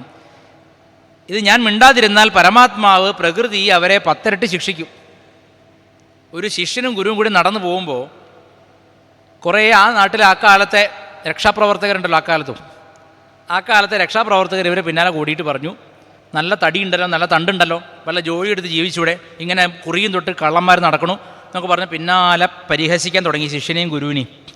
ശിഷ്യനൊരു അക്ഷരം ഉണ്ടില്ല, ഗുരുവും ഉണ്ടില്ല. അപ്പോൾ അവർക്ക് അക്കരെയാണ് ആശ്രമം, അക്കരയ്ക്ക് പോകണം. അപ്പോൾ അവരെന്ത് ചെയ്തു, തോണിയിൽ കയറി യാത്ര. അപ്പോൾ പിന്നാലെ ഇവരും വേറൊരു തോണിയിൽ കുറച്ച് ദൂരം കയറി കൂവിക്കൊണ്ടുവന്നു. ശിഷ്യനും ഗുരുവും ആദ്യം അക്കരെ എത്തി, മറ്റൊരു നദിയുടെ നടുവ് എത്തണേ ഉള്ളൂ. അപ്പോൾ അക്കരെ എത്തിയ ഉടനെ നോക്കുമ്പോൾ എന്താ കാഴ്ച, പെട്ടെന്ന് കാറും കോളും വന്നിട്ട് നദി ഇളകി മറിയാനും തുടങ്ങി. ഈ പിന്നാലെ കൂവിക്കൊണ്ട് വന്ന രക്ഷാപ്രവർത്തകർ, ഇന്ന് ഹെൽമെറ്റൊക്കെ ആയിട്ടാണ് പോകുക, അന്ന് അങ്ങനെയല്ല, ഇവരെന്ത് ചെയ്തു, വെള്ളത്തിൽ മുങ്ങി താഴുകയാണ്, ജീവൻ പോകുന്ന അവസ്ഥയാണ്. ഗുരു എന്ത് ചെയ്തു അറിയോ, ഉടനെ ശിഷ്യൻ്റെ കരണത്ത് ഒറ്റ അടി കൊടുത്തു. ശിഷ്യൻ പേടിച്ചു പോയി. ശിഷ്യൻ പറഞ്ഞു, ഗുരുവേ, ഞാൻ അങ്ങ് പറഞ്ഞ പോലെയല്ലേ ജീവിക്കണേ, ഞാൻ ഒരാളെയും നിന്ദിക്കാൻ പോയില്ല, അവരെന്നെ എത്ര നിന്ദിച്ചിട്ടും ഞാൻ ഒന്നും തിരിച്ചു പറഞ്ഞില്ല, പിന്നെ എന്തിനാണ് എന്നെ അടിച്ചതെന്ന് ചോദിച്ചു. അപ്പോൾ ഗുരു പറയുകയാണ്, അതുകൊണ്ട് തന്നെ നിന്നെ അടിച്ചത്, നിനക്ക് ഇത്ര കാരുണ്യമില്ലാണ്ടായി പോയല്ലോ, നീ എന്തെങ്കിലും അവരെ മറച്ചു പറഞ്ഞിരുന്നെങ്കിൽ പ്രകൃതി ഇത്ര കണ്ടവരെ ശിക്ഷിക്കില്ലായിരുന്നു എന്ന്. ഞാൻ അങ്ങനെ ആരെയും ശിക്ഷിക്കാൻ വിട്ടുകൊടുക്കാറില്ല, ഞാൻ തന്നെ ശിക്ഷ നടപ്പാക്കാണ് പതിവ്. അപ്പോൾ എത്രത്തോളം സാത്വികനും പിന്നെ നല്ലവനായ ഒരാളെയാണ് ഇവിടെ വിളിച്ചിരിക്കുന്നത് എന്നുള്ളത് നിങ്ങൾക്ക് അത്ഭുതം തോന്നാം കേൾക്കുമ്പോൾ. അപ്പോൾ ഇന്നത്തെ കാലത്ത് ഏകാദശ സ്കന്ധം പ്രസക്തമാണോ എന്ന് കൂടെ ഞാൻ ചിന്തിക്കാറുണ്ട്. എൻ്റെ ചിന്തകളാണ്. ഇതിൽ പറയണ കേട്ടാൽ ഒരു പട്ടി കടിക്കാൻ വന്നാലും നിന്നു കൊടുക്കണം. തെരുവുനായ കടിക്കാൻ ഓടി വന്നാലും ഞാൻ ശരീരമല്ല, മനസ്സല്ല, ബുദ്ധിയല്ല, അതും ആത്മാവ് ഇതും ആത്മാവ്, അതും നാരായണൻ ഇതും നാരായണൻ എന്ന് പറഞ്ഞ് നിൽക്കണം തോന്നും. ഇത് ക്ലാസ് മാറി പഠിക്കലാണ്. ഈ ഭാഗവതം ഒരു കലവയാണ്, ഒരു അവിയലാണ്. സദ്യയിൽ അവിയൽ പോലെയാണ്, എല്ലാം ഇതിലുണ്ട്. ഗൃഹസ്ഥന് ജീവിക്കാനുള്ളതുണ്ട്, സന്യാസിക്കുള്ളതുണ്ട്, ബ്രഹ്മചാരിക്കുണ്ട്, ഇപ്പോൾ എല്ലാവർക്കും ഉള്ളത് ഇതിനകത്തുണ്ട് ശരിക്കും. പക്ഷെ അത് തിരഞ്ഞെടുത്ത് പഠിക്കുക, അതായത് തിരഞ്ഞെടുത്ത് പഠിക്കാനുള്ള ഒരു വിവേകം നമുക്ക് വേണം. അതുകൊണ്ട് ഇത് സ്വയം പഠിച്ചുകൂടാന്ന് പണ്ട് പറയും, ഉപദേശം വേണമെന്ന് പറയും. ഇതിന് ഉപദേശം വേണം. ഈ ഭാഗവത ഉപദേശമായി നേടി ശ്രീകൃഷ്ണ മന്ത്രത്തെ ഓം നമോ ഭഗവതേ വാസുദേവായ എന്നോ ഓം നമോ നാരായണായ എന്നോ കൃഷ്ണായ നമ എന്നൊക്കെയുള്ള മന്ത്രങ്ങൾ ജപിച്ചുകൊണ്ടും വിഷ്ണു സഹസ്രനാമം ജപിച്ചുകൊണ്ടുമൊക്കെ തപോനിഷ്ഠയിൽ നിൽക്കുന്നവർക്ക് ഇത് വളരെ ഫലം ചെയ്യും എന്ന് പറയാറുണ്ട്. ഇപ്പം ഞാൻ ആലോചിക്കുമ്പോൾ ഉദ്ധവനെപ്പോലൊരാളെ എനിക്കിപ്പോൾ സമീപകാല ചരിത്രത്തിൽ ഒരാളെ കാണിക്കാനുണ്ടോ എന്ന് ചോദിച്ചാൽ ഉണ്ട്. ശ്രീരാമകൃഷ്ണദേവൻ്റെ ഒരു ശിഷ്യനുണ്ടായിരുന്നു, നാഗമഹാശയൻ എന്നുള്ള പേര്. നാഗമഹാശയൻ. ഈ നാഗമഹാശയന് ഗൃഹസ്ഥനാണ്, ഒരു അന്നത്തെ കാലത്ത് ഒരു ഹോമിയോ ഡോക്ടറാണ്. ഈ ഹോമിയോക്കാരെ അലോപ്പതിക്കാർ അനുവദിക്കുന്ന പ്രശ്നമില്ല. കാരണം ഹോമിയോക്കാർ പറയണത് എല്ലാ രോഗവും മാറും എന്നാണ്. അലോപ്പതിക്കാർക്ക് താല്പര്യമില്ലാത്ത കാര്യം അത്. എല്ലാ രോഗം മാറിയാൽ പിന്നെ എന്തിനാ ഡോക്ടർമാർ, എന്തിനാ ഇത്ര വലിയ ഹോസ്പിറ്റൽ, എന്തിനാ ഇത്ര വലിയ മെഡിക്കൽ ഷോപ്പുകൾ, ഇതൊക്കെ കച്ചവടം പൊട്ടിപ്പോവും. മനസ്സിലാവുണ്ടോ? ഏകാദശം മാത്രം ആദ്യം വായിച്ചാൽ ഭാഗവതം വായിക്കില്ല, എല്ലാ കച്ചവടം പൂട്ടിപ്പോവും. ഭാഗവതം വായിക്കില്ലെന്ന് മാത്രമല്ല, നേരെ കോണം എടുത്തിട്ട് കാശിക്ക് പോകാനും ഉള്ള സാധ്യത വളരെ കൂടുതലാണ്. പക്ഷെ ഞാനിപ്പോൾ ഭാഗവതം പിന്നെ സപ്താഹം നടത്തുന്ന ആചാര്യന്മാരെയൊക്കെ കാണുമ്പോൾ ഓരോ വർഷവും അവരുടെ കുംഭം ഇങ്ങനെ കൂടിക്കൂടി വരാനായിട്ടാണ് കാണുന്നത്. ഓരോ വർഷം തോറും ആ ഓരോ ഭാഗവത സപ്താഹ ആചാര്യന്മാരെ കാണുമ്പോൾ അവർ തടിച്ചു കൊഴുത്തും മിടുക്കന്മാരായിട്ടാണ് വരണേ. അപ്പോൾ എനിക്ക് തോന്നുന്നു ഏകാദശം സ്കിപ്പ് ചെയ്യേണ്ടെന്ന് തോന്നുന്നു. ഈ സ്കിപ്പ് ആഡ് വരുമല്ലോ യൂട്യൂബിലെ, അതുപോലെ സ്കിപ്പ് ചെയ്യേണ്ടി തോന്നുന്നു. ഏകാദശം ശരിക്കും ഇങ്ങോട്ട് വായിച്ചാൽ തടിയൊക്കെ ഒന്ന് കുറയും, മനസ്സ് ഒന്നുകൂടി ഒന്ന് സൂക്ഷ്മമാവും, ബുദ്ധി സൂക്ഷ്മമാവും. എന്തിനാണ് ഈ ജീവിതം എന്തിനാണെന്നൊരു ചിന്ത ഉള്ളിൽ വരാൻ സാധ്യതയുണ്ട്. അതൊന്നും ഇവിടെ ആർക്കും കാണുന്നില്ല. പുറപ്പെടുന്നതിന് മുമ്പ് തന്നെ 1,00,000 റുപ്യ അക്കൗണ്ടിൽ ഇട്ട് കൊടുത്താലേ ഇങ്ങോട്ട് നടയാവുള്ളൂ. മിക്ക ഭാഗവത പ്രഭാഷകന്മാരും ചേർന്നിട്ടാണ് ഈ ഭാഗവത ഗ്രന്ഥത്തെ നശിപ്പിക്കുന്നതെന്നാണ് എൻ്റെ ഒരു അഭിപ്രായം. ഇവർ ജീവിതത്തിൽ ഭാഗവതന്മാരല്ല.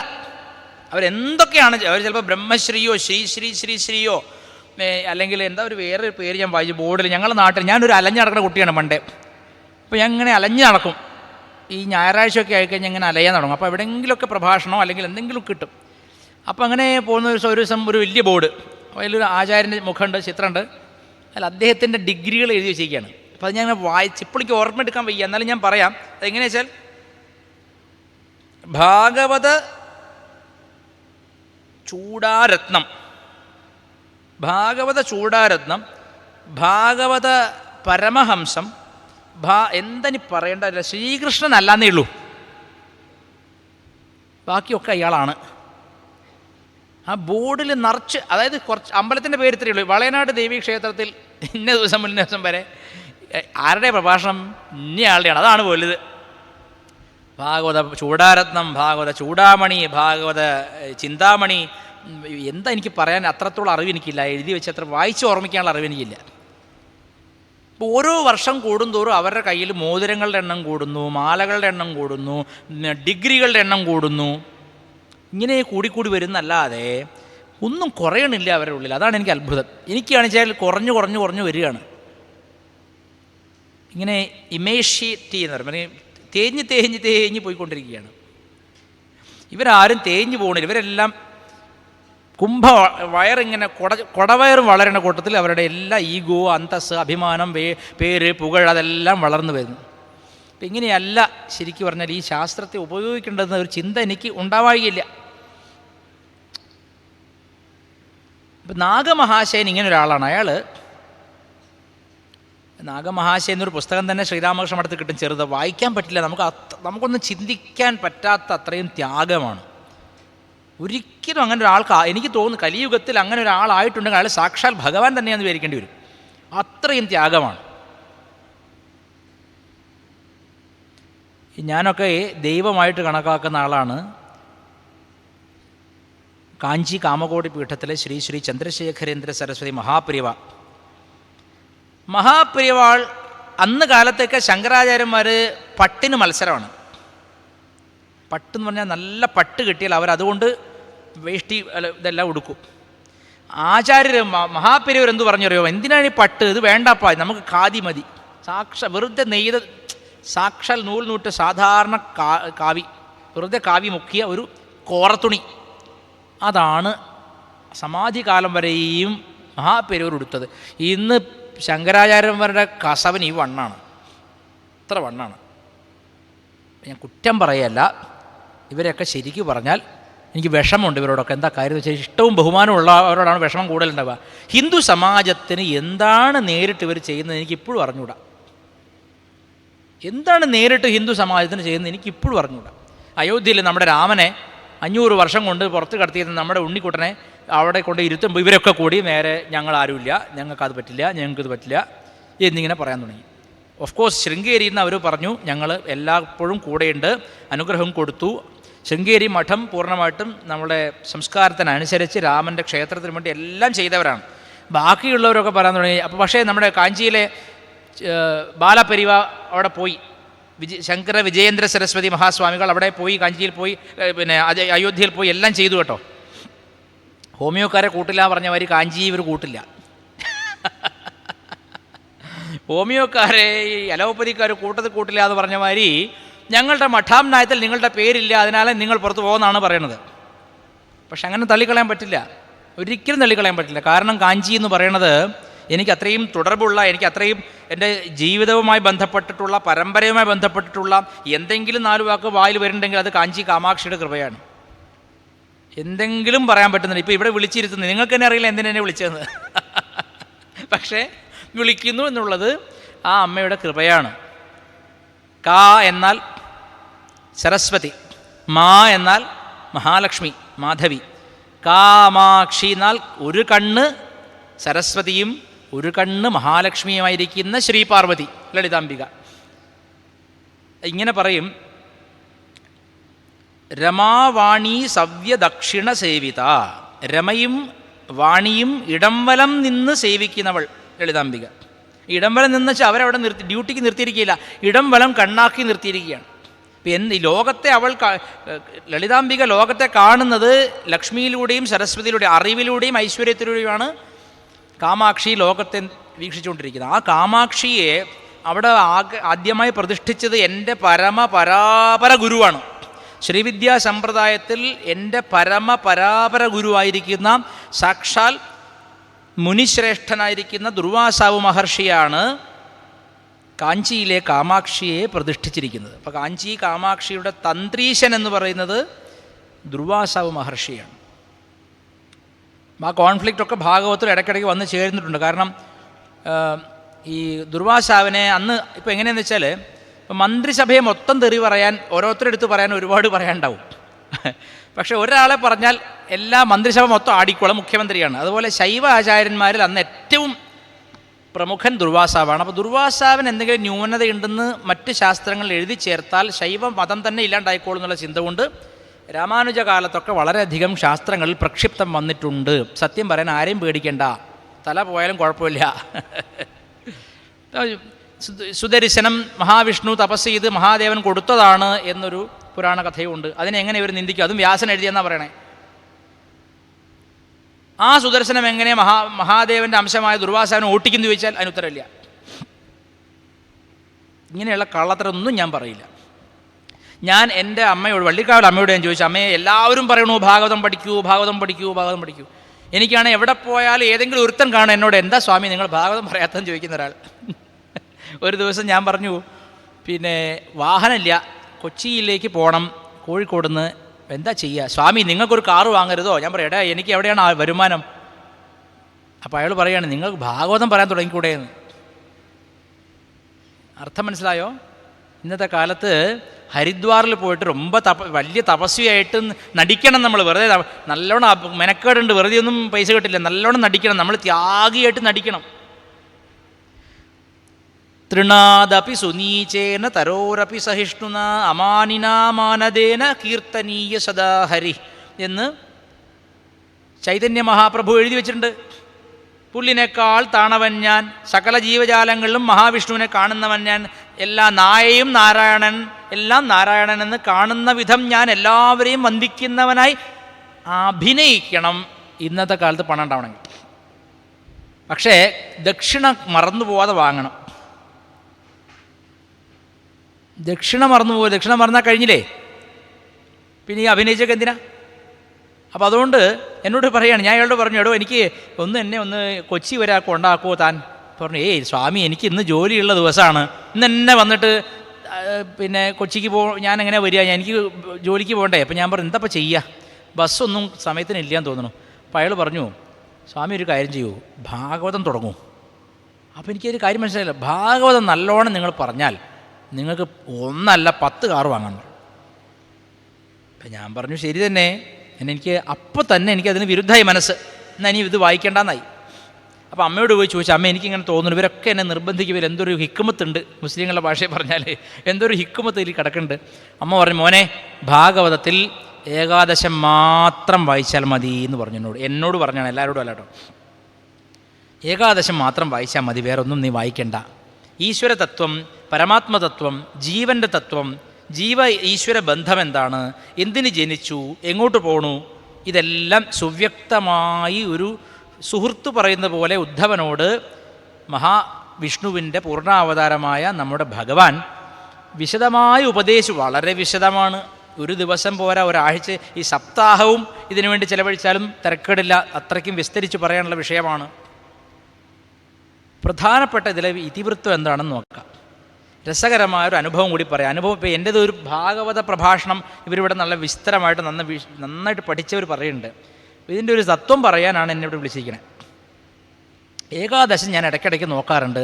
അമ്മ പറഞ്ഞതിന് ശേഷം ഉദ്ധവനോട് എന്തോ ഒരു പ്രത്യേകമായൊരു ഇഷ്ടവും ഉണ്ട് ഉള്ളിൽ. കാരണം അങ്ങനെ ഒരാൾക്ക് ജീവിക്കുക സാധ്യമാണോ എന്നൊരു തോന്നൽ. അപ്പോൾ ഉദ്ധവോപദേശം ചിദാനന്ദ സരസ്വതി എന്ന് പറഞ്ഞിട്ടൊരു സന്യാസിയാണെന്ന് തോന്നുന്നു. അത് മലയാളത്തിൽ എൻ്റെ ഓർമ്മയാണ്. എന്തായാലും ചിദാനന്ദ പുരിയല്ല, ചിദാനന്ദ സരസ്വതി എന്നൊരാളാണ്. അപ്പം ഞാൻ ആ പുസ്തകം ഗുരുവായൂർ പോയിട്ട് വാങ്ങി. എനിക്ക് വല്ലാതെ ആകർഷിച്ച ഒരു എഴുത്തും ശൈലിയുമാണ്. കാരണം ക്ലിഷ്ടമായൊരു വിഷയത്തെ, ഐസ് കട്ടയുടെ ഒരു വലിയ ബ്ലോക്കാണ് ആ വിഷയം, അത് എടുത്തിട്ട് ലളിതമായ ഒരു വെള്ളം പോലെ ആക്കി തന്നു അദ്ദേഹം. എന്നിട്ട് എനിക്ക് പിന്നെ ഒരു സൂക്കേട് തുടങ്ങി. കാശ് 5 വകയില്ലെങ്കിലും എവിടെയെങ്കിലും കല്യാണത്തിന് വിളിക്കുകയോ വീട് താമസത്തിന് വിളിക്കുകയോ ഒക്കെ ചെയ്താൽ ഞാൻ എന്തു ചെയ്യും, ഈ ഗുരുവായൂർ ഉദ്ധവോപദേശം വാങ്ങിയിട്ട് നീട്ടിപ്പിടിച്ച് എഴുതിയിട്ട് കൊടുക്കും. ഇതിൽ ജീവിതത്തിലെ എല്ലാ തത്വങ്ങളും ഉണ്ട്. വിവാഹ ജീവിതത്തിലേക്ക് കടക്കുന്ന നിങ്ങൾക്ക് തീർച്ചയായിട്ടും ഇത് ഉപകാരപ്പെടും, 2 പേരും വായിക്കണം എന്ന് സസ്നേഹം ഗുരുമൂർത്തി ഒപ്പിട്ട് കൊടുക്കും. സ്ഥിരമായിട്ട് അങ്ങനെ എന്നെ പേടിച്ചിട്ട് കല്യാണം വിളിക്കാത്തവർ പോലും ഉണ്ട്. എവിടെ പോയാലും ഈ പുസ്തകമാണല്ലോ കൊണ്ടുപോകുക. ക്ലോക്ക്, ഞാൻ ചോദിക്കട്ടെ, ഹിന്ദുക്കൾ എന്താ കല്യാണത്തിനും ഇതിനും കൊടുക്കുക? ക്ലോക്ക്. ഒരു വീട്ടു താമസം ഉണ്ടായാലും 150 ക്ലോക്ക് ഉറപ്പാണ്. ആകെ 3 മുറികളെ വീട്ടിൽ എങ്ങനെയാണ് അത് വെക്കുക എന്ന് എനിക്കറിയില്ല. ഇതെന്നെ പൊതിഞ്ഞിട്ട് അടുത്ത അങ്ങനെ അങ്ങോട്ടും ഇങ്ങോട്ടും തട്ടി കളിക്കേണ്ട പരിപാടി ഹിന്ദുക്കളുടെ ഇടയിലുണ്ട്. എനിക്കറിയണ കാര്യമാണ്. ഒരാൾ ഒരു ദിവസം ഞാൻ പോയപ്പം വലിയൊരു കപ്പൽ പൊതിയണു, വലിയൊരു കപ്പൽ മരത്തിൻ്റെ ഇത്രയുണ്ട്. എന്തേ ചെയ്യണു? അത് പ്രഭാകരൻ എന്നെ അവൻ്റെ വീട്ടിൽ താമസത്തിന് വിളിച്ചാണ്. എൻ്റെ വീട്ടിൽ താമസത്തിന് മറ്റൊരുത്തൻ തന്നാണിത്. ഇത് പ്രഭാകരന് കൊടുക്കുക എന്നുവെച്ചാൽ ഇതിവിടെ വലിയ ശല്യമുണ്ട്. കാരണം ഷോക്കേസ് സ്ഥലമില്ല, ഇത്രയും വലിയൊരു ടൈറ്റാനിക് കൊണ്ടുവയ്ക്കാനേ. അപ്പോൾ ഇയാളിത് ശല്യം ഒഴിവാക്കുകയാണ് ചെയ്യേണ്ടത്. സത്യത്തിൽ അങ്ങനെയല്ല ചെയ്യേണ്ടത്. നിങ്ങൾ എപ്പോൾ വിവാഹത്തിന് പോയാലും ഒരു പുസ്തകം കൊടുക്കണം, നല്ല പുസ്തകം തിരഞ്ഞെടുത്ത് കൊടുക്കണം. ഉദ്ധവോപദേശം ചിദാനന്ദ സരസ്വതിയുടേത് രസകരമായ നല്ല ജീവിത തത്വങ്ങളെ ഉൾക്കൊണ്ടിട്ടുള്ള ഒരു സാധനമാണ്. അത് കൊടുക്കണം നിങ്ങൾ. അല്ലെങ്കിൽ ഗീത കൊടുക്കാം. ചിന്മയാനന്ദ സ്വാമിയുടെ ഗീത ഒരു പക്ഷേ ഇൻഡിവിജ്വലി ഏറ്റവും കൂടുതൽ വാങ്ങിയിട്ട് നാട്ടുകാർക്ക് കൊടുത്തിട്ട ഒരാൾ ഞാനായിരിക്കും. കോഴിക്കോട് ചിന്മയ മിഷനിൽ എൻ്റെ ഒരു സുഹൃത്ത്, ഒരു സ്ത്രീയാണ്, അവരവിടെ ഉണ്ട്. അവരോട് ഞാൻ എപ്പോഴും പറയും, ഒരു ഗീത വേണം, ഇംഗ്ലീഷും മലയാളമൊക്കെ മാറി മാറി കൊടുക്കും. അപ്പോൾ എൻ്റെ ഒരു സുഹൃത്ത് ജോലി ചെയ്യുന്നത് വലിയൊരു നാഷണലൈസ്ഡ് ബാങ്കിലാണ്. അയാളുടെ സീനിയർ ഉദ്യോഗസ്ഥ ഒരു ക്രിസ്ത്യൻ ലേഡിയാണ്, വളരെ കാത്തലിക് ഒരു ലേഡിയാണ്. അവർ ഇടയ്ക്കിടയ്ക്ക് ഇയാളിങ്ങനെ എന്തെങ്കിലുമൊക്കെ കുറിയൊക്കെ തൊട്ട് പോകുമ്പോൾ ഇവരിങ്ങനെ തമാശയൊക്കെ ചോദിക്കും, എന്തിനാണോ കുറി തൊടുന്നത്, മാഞ്ഞു പോവില്ലേ എന്നൊക്കെ ചോദിച്ച് വളരെ സട്ടിലായിട്ട് കളിയാക്കും.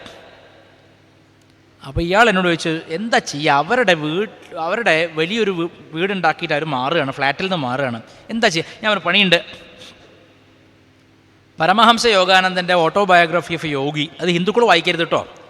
അത് ഹിന്ദുക്കൾ വായിച്ചാൽ ക്രിസ്ത്യാനിയായി പോകും. അത് ക്രിസ്ത്യാനികൾ വായിച്ചാൽ ഹിന്ദുവായി മാറും. എനിക്ക് ഒരു മടിയില്ല. ഞാൻ ഈ ക്രിയായോഗം ചെയ്ത ആളാണ്. ബീഹാറിലെ റാഞ്ചിയിൽ ക്രിയായോഗം ചെയ്ത ആളാണ് ഞാൻ. ഹിന്ദുക്കളത് വായിക്കരുതേ. ഹിന്ദുക്കൾ വായിച്ചാൽ പിന്നെ വര തുടങ്ങും. എനിക്കിത് കേട്ടിട്ട് കത്തോലിക്കർ നമുക്ക് ഇനി ചിലപ്പോൾ ഇത് സമാധാനം തരാൻ വഴിയുണ്ട് കേട്ടോ. ഈ സാധനം ഞാനിത് വായിച്ച് എൻ്റെ ഭഗവാനെ. അപ്പോൾ ഒരിക്കൽ അമ്മ എടുത്ത് ചെന്നപ്പോൾ അമ്മ പറഞ്ഞു, എടാ അത് വെസ്റ്റേൺകാർക്ക് വേണ്ടി ഉണ്ടാക്കിയ സാധനമാണ് ആ ക്രിയായോഗം, നമുക്കത് ആവശ്യമില്ല, നമുക്ക് ജപം, ഭക്തി, സാധന അത് മതി, ധാരാളമാണ്. ഈ ഗോപികമാർക്കൊക്കെ ഭഗവാനെ ഓർത്തോർത്തോർത്ത് കുംഭകം സംഭവിച്ചു എന്നാണ്. കുംഭകം എന്നൊരു വാക്കതിൽ എഴുതിയില്ലെങ്കിലും അവരുടെ ശ്വാസമെല്ലാം നിലയ്ക്കുകയും പരിപൂർണ ബോധത്തിൽ അവർ വിലയിക്കുകയും ചെയ്തുവല്ലോ. അപ്പോൾ ഭക്തി ഒരു വലിയ സാധനയാണ്. ഇതിൽ ഈ ഉദ്ധവോപദേശത്തിൽ ഒടുവിലേക്ക് പറയുന്നുണ്ട് ഭക്തിയുടെ മഹത്വം.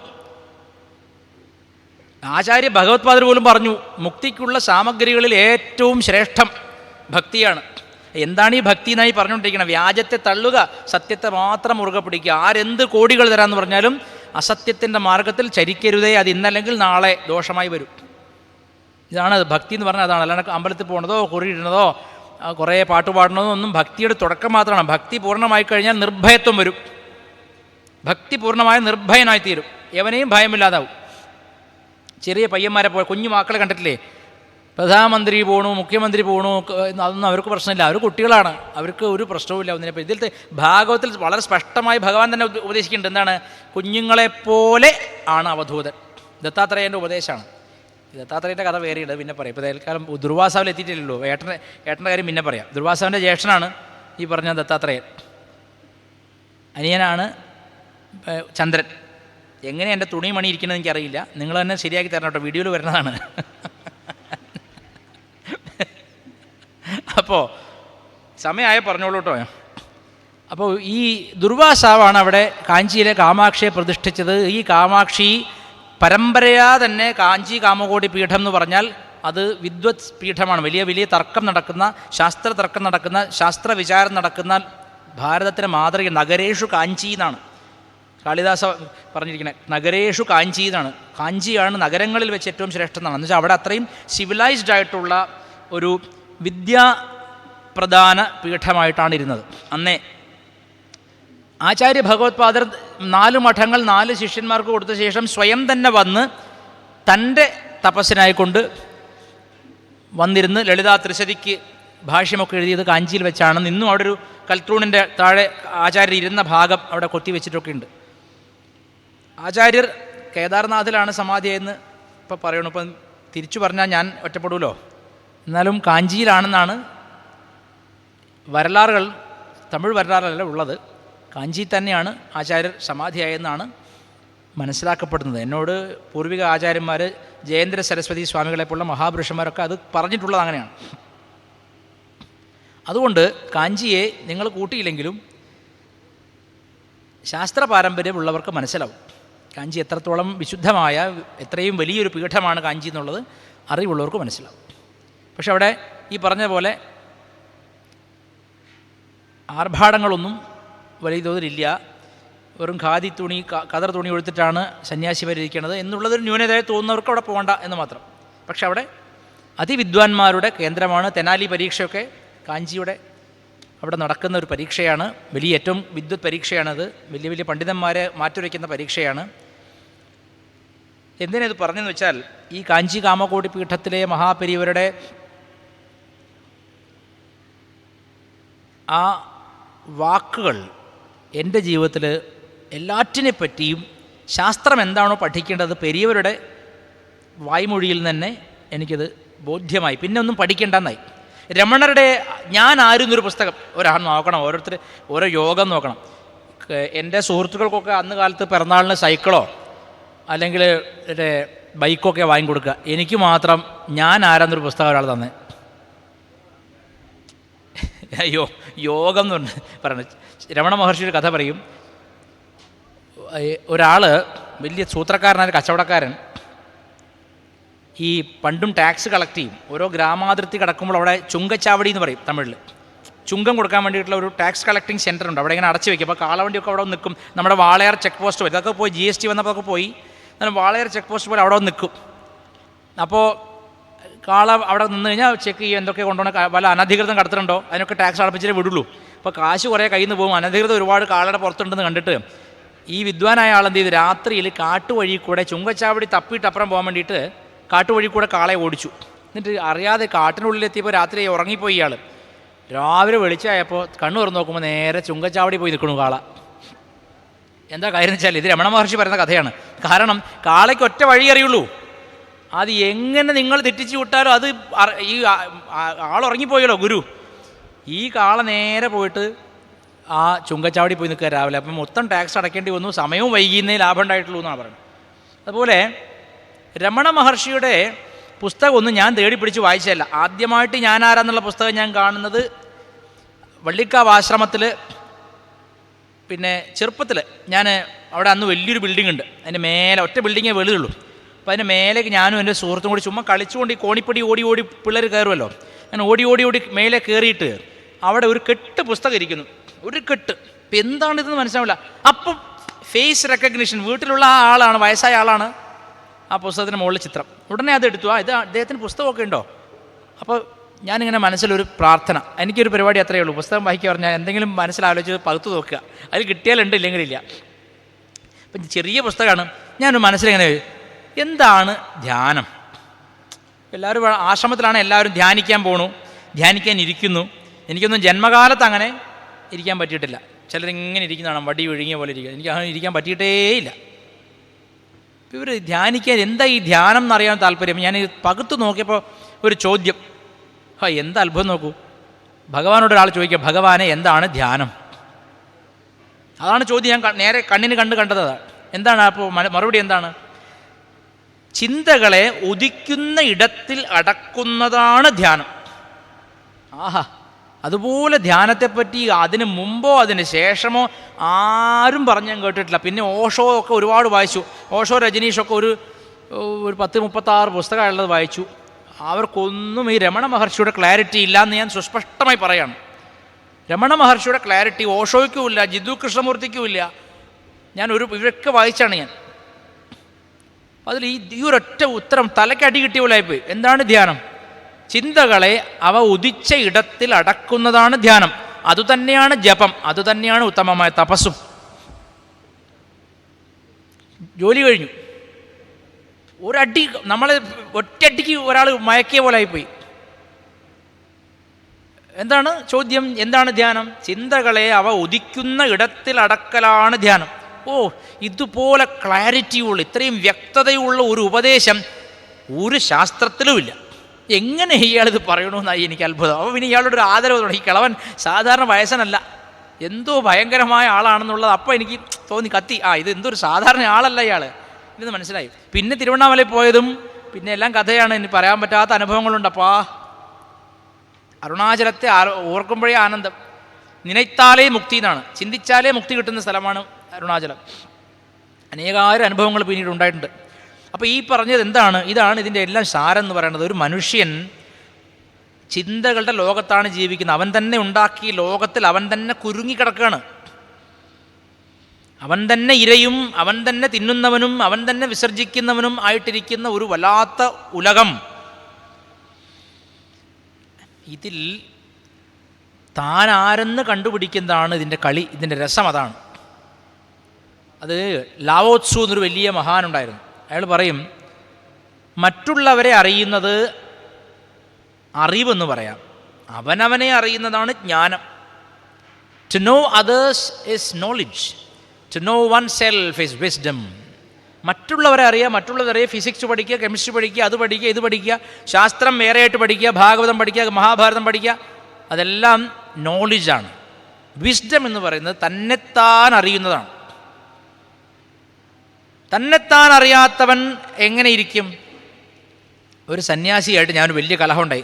ഞാൻ ഏറ്റവും വലിയ ആൾക്കാരായിട്ട് കലഹം ഉണ്ടാക്കുകയുള്ളൂ. എന്നേക്കാൾ എത്രയോ വലിയ ആൾക്കാരായിട്ട് കലഹം ഉണ്ടാക്കുന്ന ആരെങ്കിലും മാനം പ്രതീക്ഷിക്കുന്നുണ്ടെങ്കിൽ ഞാൻ അവനെ അപമാനിക്കും. അതെൻ്റെ ഒരു ദോഷമാണ് സ്വഭാവത്തിൻ്റെ. ആരെങ്കിലും ഒട്ടും മാനം പ്രതീക്ഷിക്കുന്നില്ലേ, അവൻ്റെ കാല് കഴുകി വെള്ളം കുടിക്കും. അപ്പോൾ അതുകൊണ്ട് പേരെന്തായി? അഹങ്കാരി എന്നായി, ധാർഷ്ട്യക്കാരൻ, അഹങ്കാരി എന്നായി. അമ്മ എന്നോടൊരിക്കൽ പറഞ്ഞ രസം, എനിക്കിത് ഭയങ്കര, ഞാനൊക്കെ ഈ മഹാത്മാരെന്നാണ് പഠിച്ചത്, പുസ്തകത്തിൽ നിന്നല്ല. അമ്മ പറഞ്ഞു, മോനെ, മറ്റുള്ളവർ നമ്മുടെ അഹങ്കാരത്തെ അംഗീകരിച്ചു തന്നാൽ മറ്റുള്ളവർ നല്ല വിനയമുള്ളവരായി നമുക്ക് എന്ന്. മറ്റുള്ളവർ നമ്മുടെ അഹങ്കാരത്തെ ഇത് നല്ല ആൾ, വലിയ ആൾ, വിദ്യാസാഗർ എത്ര വലിയ ആളെന്ന് എൻ്റെ അഹന്തയെ നിങ്ങൾ അംഗീകരിച്ചാൽ എന്നെ സംബന്ധിച്ച് നിങ്ങൾ വലിയ വിനയമുള്ളവരായി. അങ്ങനെയല്ലേ പൊതുവേ? എൻ്റെ അഹന്തയെ നിങ്ങൾ അംഗീകരിക്കുന്നില്ലേ എങ്കിൽ നിങ്ങൾ വലിയ അഹങ്കാരികളായി. ഇതാണ് പ്രപഞ്ചം. അതുകൊണ്ട് ലോകം തരുന്ന പൂച്ചെണ്ടുകളോ കരിങ്കല്ലോ ഒരുപോലെ ആയിരിക്കണം. ഇതാണ് ഇവിടെ ഉദ്ധവനോട് പറഞ്ഞു കൊടുക്കുന്നത്. സമലോഷ്ടാശ്മ കാഞ്ചന എന്ന് ഗീതയിൽ പറഞ്ഞു. കല്ലിൻ്റെ കട്ട മൺകട്ടയായാലും സ്വർണ്ണമായാലും ഒരു ശിശുവിന് ഒന്നുപോലെയാണ്. മൂല്യം അറിയുന്നില്ല, അപ്പോൾ അവന് എത്ര വിലയാണ് എന്ന് അറിയില്ല. ഇത് പറയുമ്പോൾ എനിക്ക് ഒരു അനുഭവ കഥ ഓർമ്മ വരികയാണ്. പാലക്കാടുള്ള ഒരു അയ്യർ, അദ്ദേഹം അമ്മയുടെ ആശ്രമത്തിൽ ഇപ്പോൾ സന്യാസിയാണ്, സ്വാമി രാമകൃഷ്ണാനന്ദപുരി. അദ്ദേഹം കാനറ ബാങ്കിലെ ഉദ്യോഗസ്ഥനായിരുന്നു ആ സമയത്ത്. അപ്പോൾ ആ സമയത്തൊക്കെ അമ്മയുടെ അടുത്ത് വന്നു പോവാണ്. 70s എൻഡിലാണെന്ന് തോന്നുന്നു. അന്ന് അത്ര പോപ്പുലർ അല്ല ആശ്രമവും അമ്മയൊന്നും. അപ്പോൾ ഇവരിങ്ങനെ വന്നു പോവുകയാണ്. അപ്പോൾ ഇദ്ദേഹമാണെങ്കിൽ ഡെയിലി മാർക്കറ്റ് റേറ്റ് അറിയാൻ, സ്വർണ്ണത്തിന് എത്ര വില എന്നൊക്കെ നന്നായിട്ട് അറിയുന്ന ആളാണ്.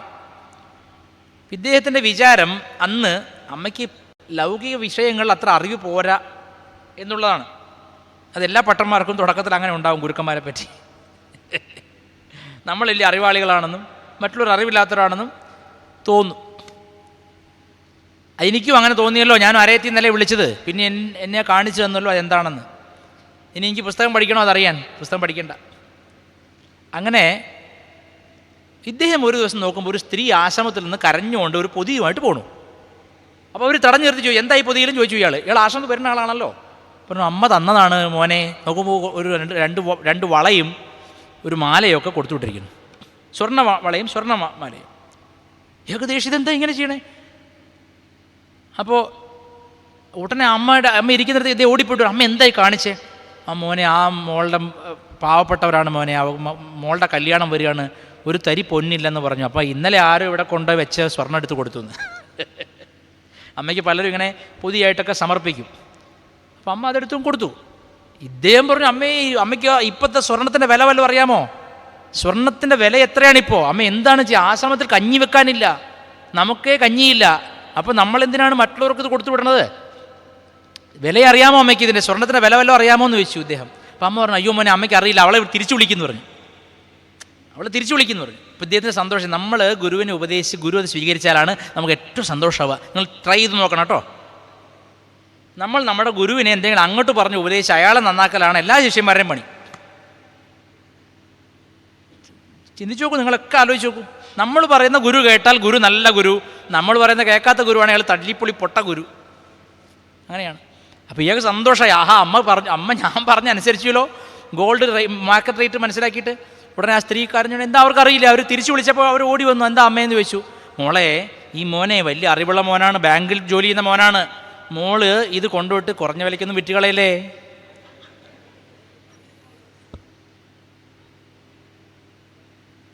അവർക്ക് അത്രയേ ഉള്ളൂ ഇതിനോട് ബന്ധം. നമ്മൾ ആ സൗകര്യത്തിലും ആ പ്രശസ്തിയിലാണ് നമ്മളിരിക്കുന്നത്. നമുക്ക് 10 തല വരും ഇങ്ങനെ, ഇല്ലേ? അതാണ് നമ്മളെപ്പോഴും മനസ്സിലാക്കേണ്ടത്. ഈ ശരീരം എപ്പോൾ വേണമെങ്കിലും വീണു പോവാം. മനസ്സ് ചന്ദ്രനെ പോലെയാണ്, മാറിക്കൊണ്ടേയിരിക്കുന്നതാണ്. സ്ഥായിയായ ഒരു വസ്തു ഉണ്ട്. ആ വസ്തു തൻ്റെ ഉണ്മയാണ്, ബാഹ്യമല്ല. വൈകുണ്ഠത്തിൽ പോയിട്ട് മഹാവിഷ്ണുവിനെ കണ്ട് പശുവിനെയും കറന്ന് അവിടെ ഓടിക്കളിച്ചാൽ മോക്ഷമല്ലാതെ, ചിത്തശുദ്ധി പോലുമല്ല. തൻ്റെ ഉള്ളിലിരിക്കുന്ന പരമ്പൊരുൾ താനെന്നുറയ്ക്കുമാറ് എന്ത് സഹായിക്കുമോ അത് മാത്രമാണ് ജ്ഞാനസാധനം. ഇത് ഏകാദശത്തിൽ പറയുന്നത് കൊണ്ട് എൻ്റെ ബലമായ സംശയം, പല ഭാഗവതാചാര്യന്മാരും ഇത് വായിക്കാറുണ്ടോ എന്ന് സംശയം. അവർക്ക് ഗോൾഡ് റേറ്റൊക്കെ നന്നായിട്ട് അറിയാം, മാർക്കറ്റ് റേറ്റ്. ഇപ്പോൾ മള്ളിയൂർ ഇദ്ദേഹം എത്രയോ 100 കണക്കിന് ഭാഗവതം നടത്തി. അങ്ങനെ അന്നേ ദക്ഷിണ വാങ്ങിയിരുന്ന ഇന്നിവിടെ ഹിമാലയം പോലെ സ്വർണ്ണം ഉണ്ടായേനെ. എനിക്ക് നേരിട്ട് ഈ മള്ളിയൂരുടെ അവസ്ഥ അറിയാവുന്നതുകൊണ്ട് പറയുകയാണ്, ഇവർ പലതിനും കഷ്ടപ്പെട്ടാണ് മുടന്തിയാണ് മുന്നോട്ട് പോകുന്നത്. ഒരു ഭാഗവത ആചാര്യന്, അല്ലെങ്കിൽ വിശേഷിച്ചു അദ്ദേഹം ഒരു ഭാഗവതാചാര്യൻ മാത്രമല്ല, മഹാത്മാവാണ്. സ്വയമേ തന്നെത്താൻ അറിഞ്ഞ മഹാത്മാവാണ്. അങ്ങനെ ഒരു മഹാത്മാവിന് വേണ്ടുന്ന രീതിയിൽ ശ്രേഷ്ഠമായൊരു മന്ദിരം, ഒരു സമാധി മന്ദിരം ഉയർത്തിക്കൊണ്ടുവരാൻ വേണ്ടിയിട്ട് വർഷങ്ങളായി ശ്രമിച്ചിട്ടും ഇപ്പോഴും നടന്നില്ല. കാരണം എന്താണ്? അവർ ദക്ഷിണാമൂർത്തി ആയില്ല. ദക്ഷിണ വാങ്ങാൻ ശരിക്കും അറിഞ്ഞുകൂടാന്നർത്ഥം. എന്നാലും ഒരു അത്ഭുതം പറയട്ടെ, ഇതാണ് ഏറ്റവും മഹത്വം. നാഗമഹാശയൻ്റെ കഥയിലേക്ക് വന്നിട്ട് തീർക്കാം. നാഗമഹാശയൻ ഒരു പ്രൈവറ്റ് പ്രാക്ടീസ് ചെയ്യുന്ന ഹോമിയോ ഡോക്ടറാണ്. പലർക്കും മരുന്ന് കൊടുക്കും, ഒരു പൈസ വാങ്ങില്ല. രോഗികൾ വന്നിട്ട് അയ്യോ വേദന എന്ന് പറയുമ്പോഴേക്കും അയാളെ മനസ്സരിഞ്ഞു എല്ലാം വെറുതെ കൊടുക്കും, ഫ്രീ. അങ്ങനെ ഒരു സമയത്ത് ബംഗ്ലാദേശിലെ ധാക്കയിലാണ്, ഇന്നത്തെ ബംഗ്ലാദേശിലെ ധാക്കയിൽ അന്ന് ഹിന്ദുക്കൾ ഉണ്ടായിരുന്നു. ആ കാലത്തെ കഥയാണ് പറയട്ടോ, ഇന്നില്ല. എങ്ങനെയോ നമ്മൾ സ്വയം ഇല്ലാണ്ടായി, മനസ്സിലാവുണ്ടല്ലോ. അങ്ങനെ ആ ധാക്കയിൽ പ്രളയം വന്നപ്പോൾ ഇയാളുടെ വീടടക്കം മുങ്ങിയിരിക്കുകയാണ് കേട്ടോളൂ. ഇയാളുടെ വീട്ടിൽ ഒരു മുട്ടോളം വെള്ളമുണ്ട്. അപ്പോൾ ഒരു തോണിയും തുഴഞ്ഞ് അതിൽ വന്നിട്ട് പറഞ്ഞു, നാഗമഹാശയ, വിശന്നിട്ട് കുട്ടികൾ കരയണു, 3 ദിവസമായി, എന്താ ചെയ്യുക? അപ്പോൾ എന്താ നിൻ്റെ പ്രശ്നം? അരിയൊക്കെ ഞാൻ മേലെ കെട്ടി വെച്ചിട്ടുണ്ട്, പക്ഷേ വിറകെടുത്താൽ കഴിഞ്ഞു, അങ്ങോട്ട് പോകാൻ പറ്റില്ല. അപ്പം അദ്ദേഹം പറയും, എന്താ സംശയം? ഉടനെ അകത്ത് പോയിട്ടൊരു കൊടുവാളത്തുണ്ടെന്നൊരു സ്വന്തം കഴുക്കോലും മറ്റൊക്കെ മുറിക്കാൻ തുടങ്ങിയ ഇയാൾ. ആലോചിച്ച് നോക്കൂ, സ്വന്തം വീടിൻ്റെ മേൽത്തട്ടിലുള്ള മരം മുഴുവൻ മുറിച്ചു കൊടുക്കുക. അപ്പോൾ ഇയാളുടെ അച്ഛനും ഭാര്യയും കൂടി പറഞ്ഞു, എന്തു ഭ്രാന്താണ് നിങ്ങൾക്ക്? എന്താണ് നിങ്ങളുടെ ഭ്രാന്ത് പിടിച്ചോ? സ്വന്തം വീടും കഴുക്കോലും ഊരിയിട്ടാണ് മറ്റുള്ളവരെ സഹായിക്കുക? അയാൾ പറഞ്ഞു, അങ്ങനെയല്ല, അയാളെ കുട്ടികൾ വിശക്കണു, അത് സാക്ഷാൽ ഹരി തന്നെയാണ് കരയുന്നത്. സാക്ഷാൽ ഹരി തന്നെയാണ് ഈ കുട്ടികൾ അഹം വൈശ്വാനരോ ഭൂത്വ പ്രാണിനാം ദേഹമാശ്രിത പ്രാണാപാനസമായുക്തോ പചാമ്യന്നം ചതുർവിധം. 4 തരത്തിലുള്ള ആഹാരവും ചാപ്പാടും ദഹിപ്പിക്കുന്നത് സാക്ഷാൽ ഹരി തന്നെ വയറ്റിരിക്കും. വൈശ്വാനരാഗ്നിയായിട്ട് വിശപ്പായിട്ടിരിക്കുന്നതും ഹരി തന്നെയാണ്. നിങ്ങൾ എന്ത് ചിന്തിക്കണം, നമ്മൾ നന്നായി ഉണ്ണുമ്പോൾ നമ്മളുടെ കൂട്ടത്തിൽപ്പെട്ട ഏതെങ്കിലും പാവപ്പെട്ടവർ ഉണ്ണാതിരിക്കുന്നുണ്ടെങ്കിൽ ഹരി ആ പൂജ സ്വീകരിക്കുമോ? അപ്പോൾ ഹരിയെ ശരിയാവണ്ണം ആരാധിക്കുന്നത് സർവ്വജീവജാലങ്ങളിലും ജീവിസ്നേഹമായിട്ടാണ്. ഇവരൊക്കെ അടുത്തടുത്ത് മിലിറ്ററിക്കാർ വരണോളം വരുന്നുണ്ട്. അപ്പോൾ നിർത്താനായി നർത്ഥം. SPG വരുന്നുണ്ട്. പിന്നെ ശിവൻ കൊണ്ട് തട്ട് വെച്ചു. അപ്പോൾ എനിക്ക് മനസ്സിലായി 10 മിനിറ്റ് കൂടെ ഇനിയുള്ളൂ എന്ന്. അപ്പോൾ 5 മിനിറ്റേ ഉള്ളൂ, 10 ഇല്ല. ഏതായാലും ഏകാദശത്തിൻ്റെ സാരമാണ് പറയുന്നത്. നാഗമഹാശയ എന്നൊരു പുസ്തകം ശ്രീരാമകൃഷ്ണ മഠത്തിൽ കിട്ടും, വായിക്കണം. പ്രിയപ്പെട്ടവരെ, നിങ്ങൾ അതുപോലെ ആവണം ഞാൻ ഒരിക്കലും പറയില്ല. കാരണം നിങ്ങൾ കഠിനമായി ലോകത്ത് ദുഃഖിക്കേണ്ടി വരും. ഈ ഹരിയുടെ പ്രത്യേകത എന്താണെന്ന് വെച്ചാൽ, ഇയാളും ഞാനും തമ്മിൽ വളരെ ചെറുപ്പത്തിലെ ഒരു ഫ്രണ്ട്ഷിപ്പാണ്. കൃഷ്ണൻ എന്താണ് ഇയാളുടെ കുഴപ്പമെന്ന് വെച്ചാൽ നന്നായി നടത്തി തെണ്ടിക്കുന്നുള്ളതാണ്. നിങ്ങൾ എനിക്ക് അതുകൊണ്ട് വളരെ സംശയമാണ് ഇവരെയൊക്കെ. ഇവരെന്ന് വെച്ചാൽ ഇവരെയല്ല, ഈ ഭാഗവതം പൊതുവെ പറയുന്നവരെ. ഹരിയെ ശരിയാവണ്ണം വിളിച്ചാൽ അവിടെ ഒന്നും തികയില്ല. ഏതുപോലെ ഈ ചെറുക്കൻ വികൃതി കളിച്ച് പിന്നെ പല വികൃതിയും കളിച്ച് പലരെയും തൊല്ലയാക്കിയപ്പോൾ അമ്മ എന്ത് ചെയ്തു വെച്ചാൽ കയറെടുത്തുകൊണ്ടൊന്ന് ഇവനെ ഇന്ന് തന്നെ പിടിച്ചിട്ട് ഒരെല്ലാം കെട്ടിയിട്ട് തന്നെ കാര്യം. ഇങ്ങനെ കുരുത്തക്കേട് കളിച്ചാൽ അയൽവാസികൾ, റെസിഡൻസ് അസോസിയേഷനൊക്കെ പരാതിയായിട്ട് വരികയാണ്. ഒന്നിച്ചിട്ട് രാവിലെ തന്നെ ഒരു ക്യൂ ഉണ്ടാവും. പിന്നെ കൃഷ്ണൻ്റെ വീടിന് മുമ്പിൽ ഈ ഞങ്ങളുടെ തൈര് കൂടെ ഉടച്ചു, ഞങ്ങളുടെ സ്ത്രീകളെ അങ്ങനെ ആക്കി ഇങ്ങനെ ആക്കി പല പ്രശ്നം പറയും കുട്ടിയെ പറ്റി. എന്നപ്പം ഇവനെ കെട്ടിയിട്ട് എന്നാൽ സ്വൈര്യമായിട്ട് എനിക്ക് ജോലി ചെയ്യാലോ വെച്ചിട്ട് അമ്മ കെട്ടിയിടാൻ നോക്കിയിട്ട് എത്ര കയറെടുത്തിട്ടും അത് തികയണില്ല. ഇൻസഫിഷ്യൻ്റായാണ്, കെട്ടാൻ പറ്റണില്ല. ഉപനിഷത്തുക്കളുടെ അർത്ഥത്തെ ഉരലിൽ കെട്ടാൻ നോക്കിയവളാണ്. അങ്ങനെ ഒരു മണ്ടത്തരാണ് യശോദാമ്മ ചെയ്തതെന്നാണ് പറയുന്നത്. ഉപനിഷത്തിൻ്റെ മുഴുവൻ സാരസംഗ്രഹം ഒരു ശ്യാമമേഘം ഭൂമിയിൽ വീണ പോലെ ഇരിക്കുന്ന ഈ പയ്യൻ ഉപനിഷത്തുക്കൾ മുഴുവൻ ഇരിക്കുന്ന സാരസർവസ്വമാണ്. അതേപ്പറ്റി ഓട്ടൂർ ഉണ്ണി നമ്പൂതിരിപ്പാട് പറഞ്ഞു, കൃഷ്ണൻ എന്നാൽ ബ്രഹ്മക്കട്ട. 501 ബാർ ഷോപ്പിനൊക്കെ പണ്ട് കട്ടയാണ് മുറിച്ച് വാങ്ങണ. അതുപോലെ ബ്രഹ്മം തന്നെ കട്ടയായി ഒരു കുട്ടി. ഇവൻ ശ്യാമമേഘവർണ്ണനായി ഇവൻ സകല ലോകത്തിനെയും ആകർഷിച്ച് നിർത്തുകയും, കൃഷ്ണ നീ എല്ലാവരെയും ആകർഷിച്ചിട്ട് നിൻ്റെ മേലെ കെട്ടിയിടുകയാണ്. എന്നിട്ടോ നീ അവിടെ ഇട്ട് ഞങ്ങളെ കരക്കിട്ട മത്സ്യത്തെപ്പോലെ ഉപേക്ഷിച്ച് പോവുകയും ചെയ്യുന്നു.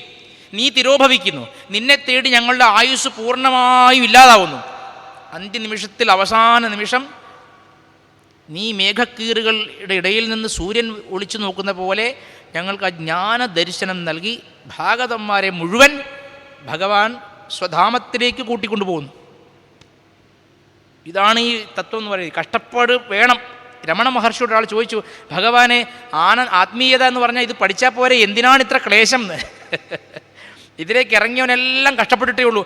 കഷ്ടപ്പെടുന്നില്ലേ അവൻ കാര്യമായി എന്തോ ഒരു കള്ളത്തര ഒപ്പിക്കുന്നുണ്ടെന്ന് അർത്ഥം. അയ്യോ അവനെ കണ്ടോ, ഭാഗവതം വായിക്കാൻ തുടങ്ങി 4 ബെൻസ് വാങ്ങിയവൻ. 4 ഇടത്തിൽ ഫ്ലാറ്റുണ്ട്. ഗുരുവായൂർ കിഴക്കേ നടയിലും പടിഞ്ഞാറേ നടയിലും ഫ്ലാറ്റുണ്ട്. കൃഷ്ണൻ ഓടിപ്പോണ്ടിരിക്കാനേ അവിടെ എവിടെയും ഫ്ലാറ്റ് വാങ്ങിയിട്ടുണ്ട്. അപ്പോൾ എന്തോ കാര്യമായിട്ട് ചിലപ്പോൾ ഉമാമഹേശ്വര സേവയോ ഒക്കെ ചെയ്യുന്നുണ്ടാവും, പുറത്ത് പറയില്ല. ഇത് വേണമെങ്കിലേ അവൾ തന്നെ വിചാരിക്കണം, കാഞ്ചി കാമാക്ഷി ലളിതാംബിക തന്നെ ഇത് വേണമെങ്കിൽ രഹസ്യമായിട്ടത് ചെയ്യുന്നുണ്ടാവും. പുറമേ ഭാഗവത പഴം പോലെ നടന്നാലും കാശുണ്ടാവാൻ വേണ്ടി എന്തെങ്കിലും ചെയ്യുന്നുണ്ടാവും. ശരിയായ ഭാഗവതന്മാരെല്ലാം കഷ്ടപ്പെട്ടിട്ടുണ്ട്. മള്ളിയൂർ മഹാത്മാവായിട്ടുള്ള ഇദ്ദേഹം ശങ്കരൻ നമ്പൂതിരിപ്പാട് പോലും വലിയ തോതിൽ സമ്പാദിക്കുക ഒന്നും ഉണ്ടായിട്ടില്ല. വളരെ അവരെ മക്കളെയെല്ലാം പഠിപ്പിച്ച് ഭാഗവത ധർമ്മം പഠിപ്പിച്ചു. ഇത് നന്നായി പഠിക്കണം, ഇത് വായിക്കണം എന്ന് പഠിപ്പിച്ചു എന്നല്ലാതെ.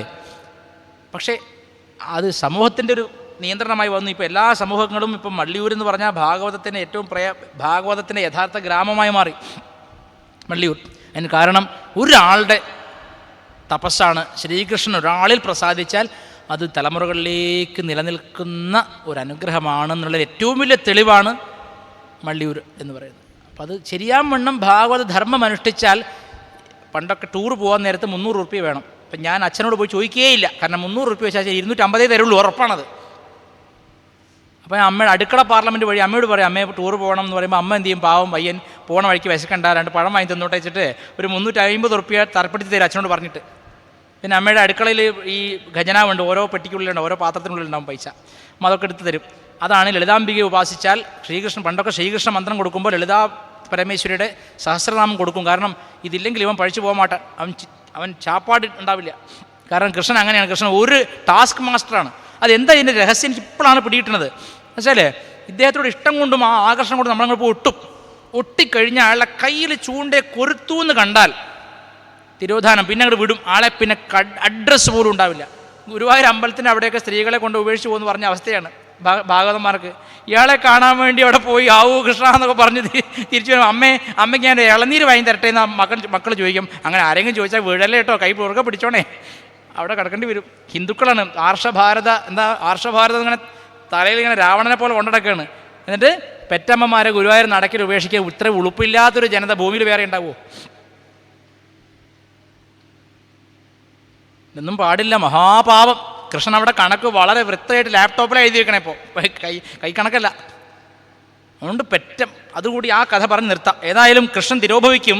ഇഷ്ടപ്പെട്ട ആദ്യമൊക്കെ നല്ല വെണ്ണയും പായസമൊക്കെ തരും, പിന്നെ തിരോഭവിക്കും കേട്ടോ, മറക്കണ്ട. അവസാനം കടൈശിയിലെ നമ്മൾ മരണകാലത്തിലേ വരുള്ളൂ, പിന്നെ കടൈശിയിലെ വരും. അവനെ കണ്ടു കഴിഞ്ഞാൽ പിന്നെ 21 ദിവസത്തിന് കൂടുതൽ ജീവിക്കാൻ പറ്റില്ല. രാമകൃഷ്ണദേവൻ പറയുന്നുണ്ട്, സാക്ഷാത്കാരം നേടിയാൽ ഒരു സാധാരണ ജീവന് 21 ദിവസത്തിലധികം ശരീരം വെച്ചിരിക്കാൻ പറ്റില്ല. സാധാരണ ജീവന്, അവതാരങ്ങൾക്ക് പറ്റും. രാമകൃഷ്ണദേവനും അമ്മയ്ക്കും രമണ മഹർഷിക്കോ പറ്റും.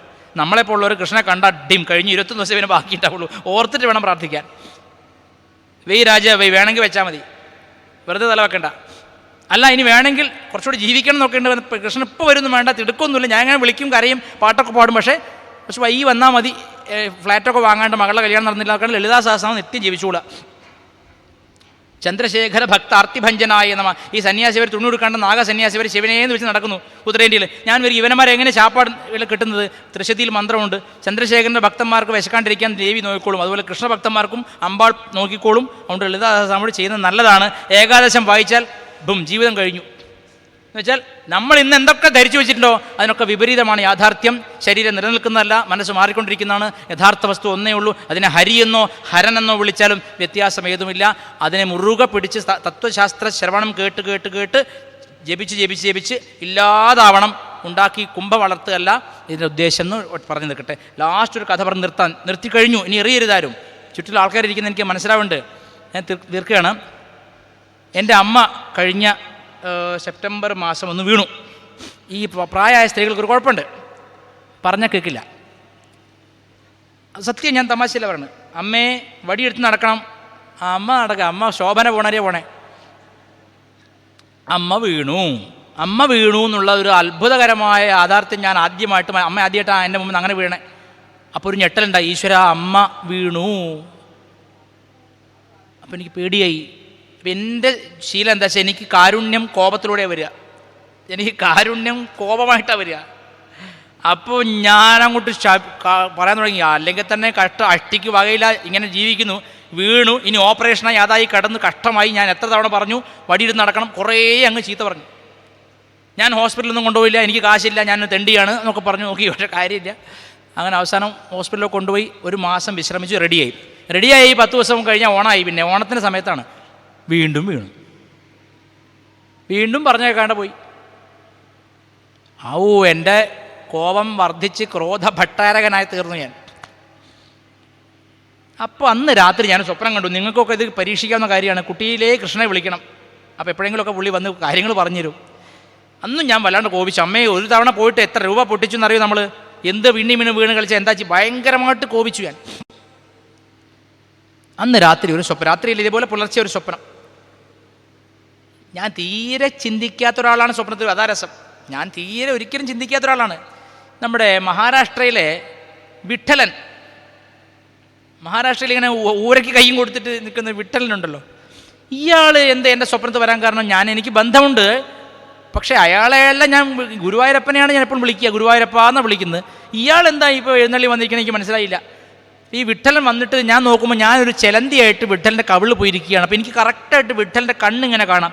വിഠലൻ ഇങ്ങനെ താഴേക്ക് ഭക്തജനങ്ങളെ, ഭൂമിയിലെ സകല പ്രപഞ്ചത്തിൽ നോക്കിക്കാണുന്ന വിഠലനെ, ആ കരിനീല നിറത്തിൽ അഴകായ വിഠൽ പാണ്ഡുരംഗനെ കാണാം. അപ്പം ഞാൻ നോക്കുമ്പോൾ വിട്ടലൻ എന്നോട് പറയാണ്, നിനക്ക് എൻ്റെ കഥ അറിയാമോ? തൊട്ട് ചോദ്യമാണ്, നിനക്ക് എൻ്റെ കഥ അറിയാമോ? അപ്പം ഞാൻ ചോദിച്ചു, ഇയാളെ കഥ എന്താ എനിക്കറിഞ്ഞൂടാ, സത്യം പറഞ്ഞാൽ എനിക്ക് അത്ര അറിവില്ല. അപ്പം ഞാൻ പിറ്റേന്ന് രാവിലെ എഴുന്നേറ്റപ്പോൾ ഇത്, അപ്പോൾ അത് മാത്രമല്ല വിട്ടലിൻ്റെ ഒരു ഭജനയും ഒരാളൊന്ന് പാടിയിരുന്നു, ബോലാവാ വിട്ടല പഹവാ വിട്ടല എന്നൊരു ഭജന, അത് കേൾക്കുന്നുണ്ട് ബാക്ക്ഗ്രൗണ്ടിൽ വിട്ടലിനെ കാണുമ്പോൾ. അപ്പം ഞാൻ രാവിലെ എഴുന്നേറ്റിട്ട് ഈ വിട്ടലിൻ്റെ കഥ അറിയാമോ എന്ന് വിട്ടലൻ ചോദിച്ചല്ലോ, എന്താ അതിൻ്റെ അർത്ഥം എന്ന് മനസ്സിലാക്കിയിട്ട്, ഇൻ്റർനെറ്റാണല്ലോ നമ്മുടെ എല്ലാം ഇപ്പോൾ, ഇതിൽ ഞാൻ ചോദിച്ചു പാണ്ഡുരംഗ വിട്ടലിനൊക്കെ കുറേ കഥ. അപ്പോൾ ഒരു കഥ, വിട്ടലിന് അവിടെ വരാനുണ്ടായ കാരണം, പുണ്ടലീകൻ എന്നൊരു ഭക്തൻ, പുണ്ടലീകൻ. ഈ പുണ്ടലീകൻ ഏകദേശം എൻ്റെയൊക്കെ മാതിരിയായിരുന്നു എന്നാണ് തോന്നുന്നത് ആദ്യത്തെ കാലത്ത്. അയാൾ ആദ്യമൊക്കെ ഭാഗവതനായിരുന്നു, പിന്നെ കല്യാണം കഴിച്ചപ്പോൾ ആകെ അങ്ങോട്ട് മാറി. അച്ഛനെ അമ്മയും വല്ലാതെ കഷ്ടപ്പെടുത്തി, അമ്മയെ കൊണ്ട് പാത്രം കഴുകിക്കുക, തുണി കഴുകിക്കുക, അച്ഛനെ കൊണ്ട് മുറ്റടിപ്പിക്കുക, അവർ സുഖമായിട്ട് മനയിൽ അകത്തിരുന്ന് സുഖമായി ആനന്ദിക്കുക.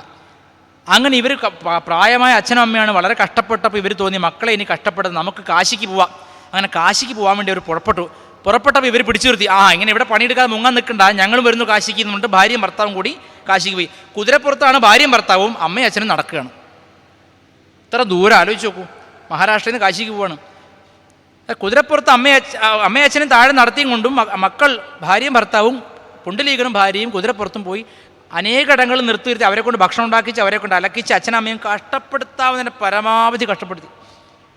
എന്നിട്ട് കാശിയിലെത്തി അവിടെ ഒരു സ്വാമിയുടെ ഒരു സത്രം. സാധാരണ ഗൃഹസ്ഥന്മാർ 3 നേരം ഊണ് കഴിക്കുള്ളൂ, ചില സന്യാസി ഒരു 5 നേരം ഊണ് കഴിക്കും കേട്ടോ. എൻ്റെ ഇടയ്ക്ക് പറയണത് ചിലരെന്ന് പ്രത്യേകം പറഞ്ഞപ്പോൾ എല്ലാവരും സന്യാസിമാരും പറഞ്ഞു ഉദ്ദേശിക്കേണ്ട. അപ്പോൾ കാശിയിൽ സത്രം, നല്ല ചാപ്പാടൊക്കെ കിട്ടുന്ന സത്രത്തിൽ പോയി. ഒരു സന്യാസിയുടെയാണ്, ഒരു ഋഷി സന്യാസിയാണ്. ഇപ്പോൾ ഇവിടെ രാത്രി അവർ വിരിവെച്ചു കിടന്നു എല്ലാവരും. അല്ലാതെ നല്ല അച്ഛനമ്മയും കാല് അനക്കാൻ വയ്യ. ഇവർ കുതിരപ്പുറത്താണ് സഞ്ചരിച്ചത്. അപ്പോൾ അവർ കിടന്നു, എല്ലാവരും ഉറങ്ങി. 2 മണി പുലർച്ചെയായപ്പോൾ 7 സ്ത്രീകൾ നല്ല വെളുത്ത സാരി ഉടുത്ത് വെളുത്ത വസ്ത്രത്തിൽ നല്ല പളിച്ചുണ്ട്, നല്ല എന്താ പറയുക തിളങ്ങിക്കൊണ്ട് നടന്നു വരുന്നു ആശ്രമത്തിനുള്ളിലേക്ക്.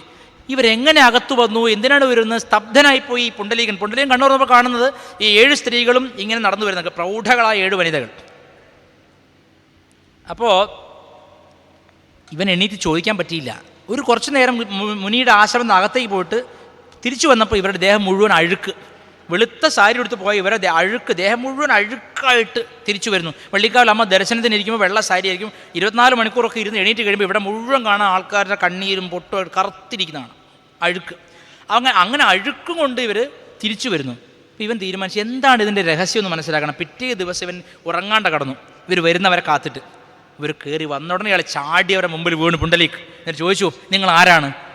നിങ്ങളെ കണ്ടിട്ടൊരു സാധാരണക്കാരാൻ തോന്നുന്നില്ലല്ലോ, എന്തിനാ ഇവിടെ വരണേ? അപ്പോൾ അവർ പറഞ്ഞു, ഞങ്ങൾ 7 നദികളാണ്, ഗംഗേ ച യമുനേ ചൈവ ഗോദാവരി സരസ്വതി നർമ്മദേ സിന്ധു കാവേരി എന്ന് പറയുന്ന 7 നദികളാണ് ഞങ്ങൾ മനുഷ്യരുടെ പാപങ്ങൾ ഏറ്റെടുക്കുന്നതാണ് ഞങ്ങളുടെ ജോലി. അവരെ വിശുദ്ധരാക്കി വിടുക. ആരാണോ ഗംഗയിൽ മുങ്ങുന്നത് പാപം പോയി മറയും. അപ്പോൾ ഇവർ ചെന്ന് അകത്ത് പോയി വരട്ടെ എന്ന് പറഞ്ഞു. അപ്പോൾ ഇയാൾ പറഞ്ഞു, നോക്കൂ, ദയവായിട്ട് എനിക്ക് ഉത്തരം തരണം, എൻ്റെ പാപം നിങ്ങൾ എടുക്കുമോ എന്ന് ചോദിച്ചു.